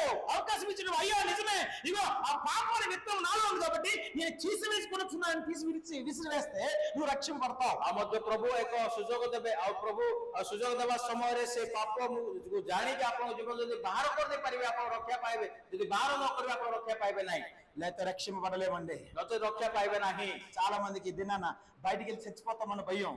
ଆଜିକାଲି ଅନେକ ଲୋକମାନେ ବାହାରକୁ ଯାଇ మరిଯିବୁ ବୋଲି ସେମାନେ ଅଙ୍କର ଭୟ ଥାଏ। ఏదో జరిగిపోతుంది ప్రపంచంలో, మాకేమైపోతున్న భయం. ଆଉ ଜଗତରେ କଣ ହେଇଯାଉଛି, ଆମକୁ କଣ ହେଇଯିବ ବୋଲି ସେମାନଙ୍କର ଭୟ। ఈ శ్లోకంలో ఇంకా బ్రతకాలని ఆశ, ଆଉ ଜଗତରେ ଆଉ ବଞ୍ଚିବା ପାଇଁ ସେମାନଙ୍କର ଆଶା ଥାଏ। అన్నాను దేవుని కొరకు నువ్వు బతికితే ఏ భయం ఉండదండి. ଯଦି ପ୍ରଭୁଙ୍କ ପାଇଁ ଆପଣ ବଞ୍ଚିବେ କୌଣସି ଭୟ ନାହିଁ ଆପଣଙ୍କ ଜୀବନରେ, ఏ భయం ఉండదు. କୌଣସି ଭୟ ନଥିବ। ఎందుకు ఉండదు? దేవుని కోసం బతికితే భయం ఉండదు అంటున్నాను. ଆଉ ପ୍ରଭୁଙ୍କ ପାଇଁ ବଞ୍ଚିଲେ କାହିଁକି କୌଣସି ପ୍ରକାର ଭୟ ନଥିବ, କାହିଁକି ప్రతి మానవుల్లో పాపం విత్తబడింది ఆదామును బట్టి. କାହିଁକି ପ୍ରତ୍ୟେକ మనుష్య ପାଖରେ ଆଉ ମଧ୍ୟ ଆଦମଙ୍କ ଯୋଗୁଁ ଅନେକ ପାପ ବୁଣା ଯାଇଅଛି। ఎందుకంటే భయము, ఆమె నన్ను వచ్చేస్తున్నా, ఆయన వస్తే ఒకవేళ నేను వెళ్ళను, ఎత్తబడతాను నీకు క్షమ్యం పడ్డాను లేదో చాలా మంది డౌట్లు అండి. ଆଉ ଅନେକଙ୍କ ଜୀବନରେ ଏ ପ୍ରକାର ଭୟ ଥାଏ, ପ୍ରଭୁ ଆସିବା ସମୟରେ ମୁଁ ଉଦ୍యోగନୀତ ହେବି କି ନାହିଁ, ମୋ ପାପ କ୍ଷମା ହେଲା କି ନାହିଁ, ଏ ପ୍ରକାର భୟ। ఇద్దరు పరిశుద్ధాత్మ దేవుడు మాట్లాడుతున్నాడు. నిజముగా ఆ పాపం విత్తబడి నువ్వు తెలుసుకున్న తర్వాత, దేవుడు దాసుల ద్వారా తెలుసుకున్న తర్వాత దాన్ని తీసి పక్కన వేస్తే అది పరిపక్వం అవ్వదంట. ଆଉ ଯଦି ଆପଣ ମାନେ ଜାଣିଲେ କି ଆପଣଙ୍କ ଜୀବନରେ ପାପ ବୁଣା ଯାଇଅଛି, ତାକୁ ଜାଣିକି ଯଦି ଆପଣଙ୍କ ଜୀବନରେ ବାହାର କରିଦେଲେ ତେବେ ସେ ପାପଟା ପରିପୂର୍ଣ୍ଣ ହେବ ନାହିଁ, ବୃଦ୍ଧି ପାଇବ ନାହିଁ। సంఘాలు కొంతమంది ఉంటారు, వాళ్ళ సంగతి అందరికి తెలుసు. ମଣ୍ଡଳୀରେ କିଛି ଲୋକମାନେ ଏ ପ୍ରକାର ଥାଆନ୍ତି, ସେମାନଙ୍କ ବିଷୟରେ ସବୁ ଜାଣିଥାନ୍ତି। ఒకవేళ వాళ్ళు రావద్దంటే వారిని బట్టి 10 కుటుంబాలు పాడైపోతాను భయం. ଆଉ ମଧ୍ୟ ତାକୁ ଯଦି ଆମେ ଆସିବା ପାଇଁ ମନା କରିଦେବୁ ବୋଲି କହିଦେଲେ ତା ସହିତ ତାର ମଣ୍ଡଳୀ ପରିବାର ମଧ୍ୟ ନଷ୍ଟ ହେଇଯିବେ, ଯାହା ଭୟ ଥାଏ। నిజమే, ନିଶ୍ଚୟ ସତ କଥା। ఎందుకు రాకల్లో అంటే దేవుడు రాకల్లో ఎవరి యొక్క పరిశుద్ధ పట్ల వారు ఎత్తబడతారు, వారిని అంతవరకు ఉండడమే। ଆଉ ମଧ୍ୟ ପ୍ରଭୁଙ୍କର ଆଗମନରେ ଯୋଉମାନେ ନିଜକୁ ପବିତ୍ର କରିଥିଲେ ସେମାନେ ସେ ଉଦ୍యోగ ନେବେ, ବାକି ସେମାନେ ପ୍ରଭୁଙ୍କ ଆଗମନ ପର୍ଯ୍ୟନ୍ତ ସେମାନେ ମନରେ ଥିବେ କା? తీస్తే విత్తనం తీసేయాలి. ଆଉ ବାହାର କଲେ ସମ୍ପୂର୍ଣ୍ଣ ଭାବରେ ବୀଜକୁ ବାହାର କରିଦେବାର ଅଛି। ఒక మొక్క అయిన తర్వాత ఇది పనికిరాదురా, ఇది వేస్ట్ రా అని పీకావా, చుట్టుపక్కల అన్ని మొక్కలు పాడవుతాయి. ଆଉ ଯଦି ସେଟା ଗଛ ହେଲା ପରେ ଯଦି ଆମେ ତାକୁ ମଣ୍ଡଳୀରୁ ବାହାର କରିଦେବା, ପାଖରେ ଥିବା ଅନ୍ୟାନ୍ୟ ବିଶ୍ୱାସୀ ମଧ୍ୟ ନଷ୍ଟ ହେଇଯିବ। ఎందుకంటే କାହିଁକି ఈ చుట్టుపక్కల మొక్కలతో ఈ మొక్కతో కనెక్షన్ ఉంటది. କାହିଁକି ଏଇ ଯୋଉ କଣ୍ଟା ଗଛ ସହିତ ଅନ୍ୟାନ୍ୟ ଗଛର ସମ୍ପର୍କ ଥିବ। ఇది పనికిరాదు అని ఒక్కసారి పలిగించామా, చుట్టుపక్కల ఉన్న మొక్కలను ଏ పలగించబడతాయి. କଣ୍ଟା ଗଛ କିଛି କାମକୁ ନାହିଁ ବୋଲି ଯଦି ଉପାଡ଼ିଦେବା, ତା ପାଖରେ ଥିବା ସବୁ ଗଛ ଗୁଡାକ, ଭଲ ଗଛ గుడాక ମଧ୍ୟ ବାହାରି ପଡିବ। దాని నిమిత్తమే పరిపక్వం అయ్యే వరకు వెయిట్ చేయాలా. ఇది పరిపక్వం అవుతుంది, దేవుని రాజ్యానికి వెళ్తుంది. ఇది పరిపక్వం కాదు, ఎక్కడికి వెళ్తా అగ్నిలోకి వెళ్తుంది. ଆଉ ମଧ୍ୟ ଦୁଇଟା ଗଛ ପରିପକ୍ୱ ହେଲା ପର୍ଯ୍ୟନ୍ତ ଅପେକ୍ଷା କରି ଅଛି। ଆଉ ଏପଟ ଭଲ ଗଛ ପରିପକ୍ୱ ହେଲା ପରେ ପ୍ରଭୁଙ୍କ ରାଜ୍ୟକୁ ଯିବ, ଆଉ ଏଇ ଏପଟ କଣ୍ଟା ଗଛ ପରିପକ୍ୱ ହେଲା ପରେ ନରକକୁ ଯିବ। ఇది మరణకరమైన పాపము, ఇది మరణకరం కాని పాపము। ଏହା ମୃତ୍ୟୁଜନକ ହୋଇନଥିବା ପାପ ଏପଟ, ଆଉ ମୃତ୍ୟୁଜନକ ପାପ ଏପଟ। మనం ఏ పాపంలో ఉన్నాం? ଆମେ କୋଉ ପ୍ରକାର ପାପରେ ଅଛୁ? నీ కొరకు ఎవరు మొరపెడుతున్నారు? ଆପଣଙ୍କ ପାଇଁ କିଏ ପ୍ରାର୍ଥନା କରୁଛନ୍ତି? ఇతరుల కొరకు నువ్వు మొరపెట్టగలుగుతున్నావు లేదా? ଅନ୍ୟମାନଙ୍କ ପାଇଁ ଆପଣମାନେ ପ୍ରାର୍ଥନା କରୁଛନ୍ତି କି ନାହିଁ? ఇతరుల పరిశుద్ధాత్మ దేవుడు మాట్లాడుతున్నాడు, నీకున్న పాపం పరిపక్వం కాకుండా రూపాంతరం చెందకుండా నువ్వు చూసుకోవాలి। ଆଉ ଆଜି ପବିତ୍ରାତ୍ମା ପରମେଶ୍ୱର କଥା କହନ୍ତି, ଆପଣଙ୍କ ଜୀବନରେ ଥିବା ପାପ ତା ସମ୍ପୂର୍ଣ୍ଣ ଭାବରେ ବୃଦ୍ଧି ନ ପାଇ ତାକୁ ବାହାର କରାଯିବାର ଅଛି। ఒకవేళ చూసుకోలేకపోతే ఆయన రాబోతున్నాడు తొందరగా। ଆଉ ଯଦି ଆପଣ ଦେଖିପାରୁନାହାନ୍ତି, ସେ ଅତି ଶୀଘ୍ର ଆସିବାକୁ ଯାଉଅଛନ୍ତି। ఆయన రాబోతున్నాడు, ఆయన మాట ఇచ్చేవాడుగా, మాట తప్పని వాడు కాబట్టి ఆయన వస్తాడు। ଆଉ ସେ କଥା ଦେଇ ଅଛନ୍ତି, ସେ ଆସିବେ, ସେ నిశ్చୟ శీఘ్ర ଆସିବେ। రాగానే కడవరి బోర ధ్వని ఎవరికైతే వినబడుతుందో, ఎవరైతే పరిపక్వం కలిగి, ఏ పరిపక్వం అంట అద్భుతమైన విత్తనం కలిగి పరిపక్వం కలిగి ఉంటాడు, వాడు మాత్రం ఎత్తబడతాడు। ଆଉ ଯୋଉମାନଙ୍କର ଜୀବନରେ ଯୋଉମାନେ ବାକ୍ୟ ଶୁଣି ବିଜୟ ପଡି ସେମାନେ ଯଦି ପରିପୂର୍ଣ୍ଣ ହୋଇଥିବେ ଆଉ ଉତ୍ତମ ଗଛରେ ପଡିବେ, ତେବେ ସେମାନଙ୍କ ପାଇଁ ପ୍ରଭୁ ଆସିବେ, ସେମାନଙ୍କ ପାଇଁ ସେମାନେ ଉଦ୍యోగନୀତ ହେବେ। అన్నాను గురువులు కూడా పరిపక్వం ఉంది, దానికి కూడా పరిపక్వం ఉంది। ଅଧର୍ମର ପରିପକ୍ୱ ମଧ୍ୟ ଅଛି, ପାପ ପରିପକ୍ୱ ମଧ୍ୟ ଅଛି। అది ఎప్పుడంట ఆయన వచ్చినప్పుడు లెక్కలు తెలుస్తాడంట। ଆଉ ସେତେବେଳେ ଯେତେବେଳେ ସେ ଆସିବେ ତାର ହିସାବ ସେ ନେବେ। అందుకే అంటాం కదా, పొల్లుని ఎందుకు వచ్చిందంటే పేరంటే సేమ్ అది కూడా ధాన్యంలాగా ఉంటది, అది గోధుమలాగా ఉంటది। ଆଉ ମଧ୍ୟ ସେ ଗଛ, ସେ କଣ୍ଟା ଗଛ ବୋଲି କାହିଁକି କୁହାଗଲା, ସେଟା ମଧ୍ୟ ସେଇ ପ୍ରକାର ଦେଖାଯିବ। చాలా మంది రైతులు తెలుసు, అనేక చాଷୀ ମାନଙ୍କୁ జଣା, వారు తెలుసు, ఎందుకంటే వారు అందరూ పండిస్తారు కాబట్టి, పొల్లును మా గట్టి ధాన్యాన్ని వేరు చేయాలి కాబట్టి వారు నూరు పేస్తారు కాబట్టి తెలుసు అందరికి। ଆଉ ମଧ୍ୟ ଅନେକ ଚାଷୀ ଜାଣନ୍ତି ସେମାନଙ୍କୁ ଅଲଗା ଅଲଗା କରିବାକୁ ପଡିବ, କାହିଁକି ସେମାନେ ବୀଜ ଶସ୍ୟ ଅମଳ ସମୟରେ ସେ ପ୍ରକାର ବିଷୟ କରନ୍ତି। ఈ పొల్లు ఎక్కడికి వస్తుందంట? ଆଉ ଏ କଣ୍ଟା କୋଉ କୁଆଡେ ଆସିଥାଏ? బయట పంటలోంచి వస్తుంది అది। ଆଉ ମଧ୍ୟ ସେ ଶସ୍ୟ ଭିତରୁ ହିଁ ଆସିଥାଏ। సేమ్ రెండు ఒకేలాగా ఉంటాయి, ଦୁଇଟାକୁ ଗୋଟେ ଭଳିଆ ଦେଖାଯିବେ। గట్టి గింజలు కాసే మొక్క ఒకలాగా ఉంటది, పొల్లు కాసే మొక్క రెండు ఒకలాగా ఉంటాయి। ଆଉ ମଧ୍ୟ ସେଇ ଯୋଉ ଭଲ ଗଛ ଗଛରୁ ବାହାରିଥିବା କଣ୍ଟା ଯେ ପ୍ରକାର ଦେଖାଯାଇଥାଏ ସେଇ ପ୍ରକାର ଅନ୍ୟାନ୍ୟ ଗଛ ମଧ୍ୟ ଦେଖାଯାଇଥାଏ। అది ఎప్పుడు నూరు పేసే తెలుస్తుంది ఇది గట్టి కింద కావాలి ఇది పొల్లు ఇది పోవాలి అగ్గిలో పడవేయాలని ଆଉ ମଧ୍ୟ ପୁରା ବଢିଲା ପରେ ହିଁ ଜଣା ପଡେ ଏଟାକୁ ନିଆଁରେ ପକା ହବ ଆଉ ଅମଳ କରାଯିବ ବୋଲି ବଢିଲା ପରେ ହିଁ ଜାଣିଥାଉ। ఎన్నో నీ దినాన పొల్లుకు కూడా పరిపక్వం ఉంది దాన్ని నియమించే ప్లేస్ ఉంది కాబట్టి దాన్ని నియమించే ప్లేస్ లో వెళ్ళిపోతాయి। ଆଉ ମଧ୍ୟ ସେ ଖରାପ ଗଛର ମଧ୍ୟ ଗୋଟେ ସମୟ ଅଛି ସେ ପରିପକ୍వ ହେଲା ପର୍ଯ୍ୟନ୍ତ ଅପେକ୍ଷା କରିବାର ଅଛି ପରିପକ୍వ ହେଲା ପରେ ଯାଇକି ତାକୁ ନିଆଁରେ ପକାଯିବ। మంచి విత్తనాన్ని కూడా పరిపక్వం ఉంది అద్భుతంగా మనం పరిపక్వం కలిగి ఉన్నట్టయితే ఆయన రాబోచున్నాడు ఆయన రాజ్యానికి చేరబడతాము। ଉତ୍ତମ ବିଜୟ ମଧ୍ୟ ତାର ମଧ୍ୟ ପୂର୍ଣ୍ଣ ମାତ୍ରାରେ ବୃଦ୍ଧି ପାଇବାର ଗୋଟେ ସମୟ ଅଛି ସେ ଯେତେବେଳେ ପରିପକ୍ව ହବ ଆଉ ସେ ବଢିଲା ପରେ ପ୍ରଭୁଙ୍କ ରାଜ୍ୟରେ ପ୍ରବେଶ କରି ଯେତେବେଳେ ପ୍ରଭୁ ଆସିବେ। దేవునికి స్తోత్రం దేవునికి మహిమ ପ୍ରଭୁ కలుగును। ନାମ ମହିମା ପ୍ରଭୁ ନାମ ଗୌରବ ହେଉ।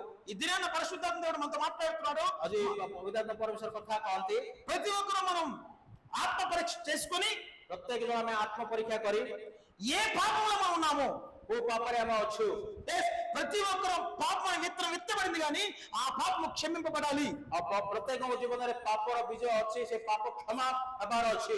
ఆ పాపం క్షమింపబడకపోతే పాప పరిపక్వం అవుద్ది।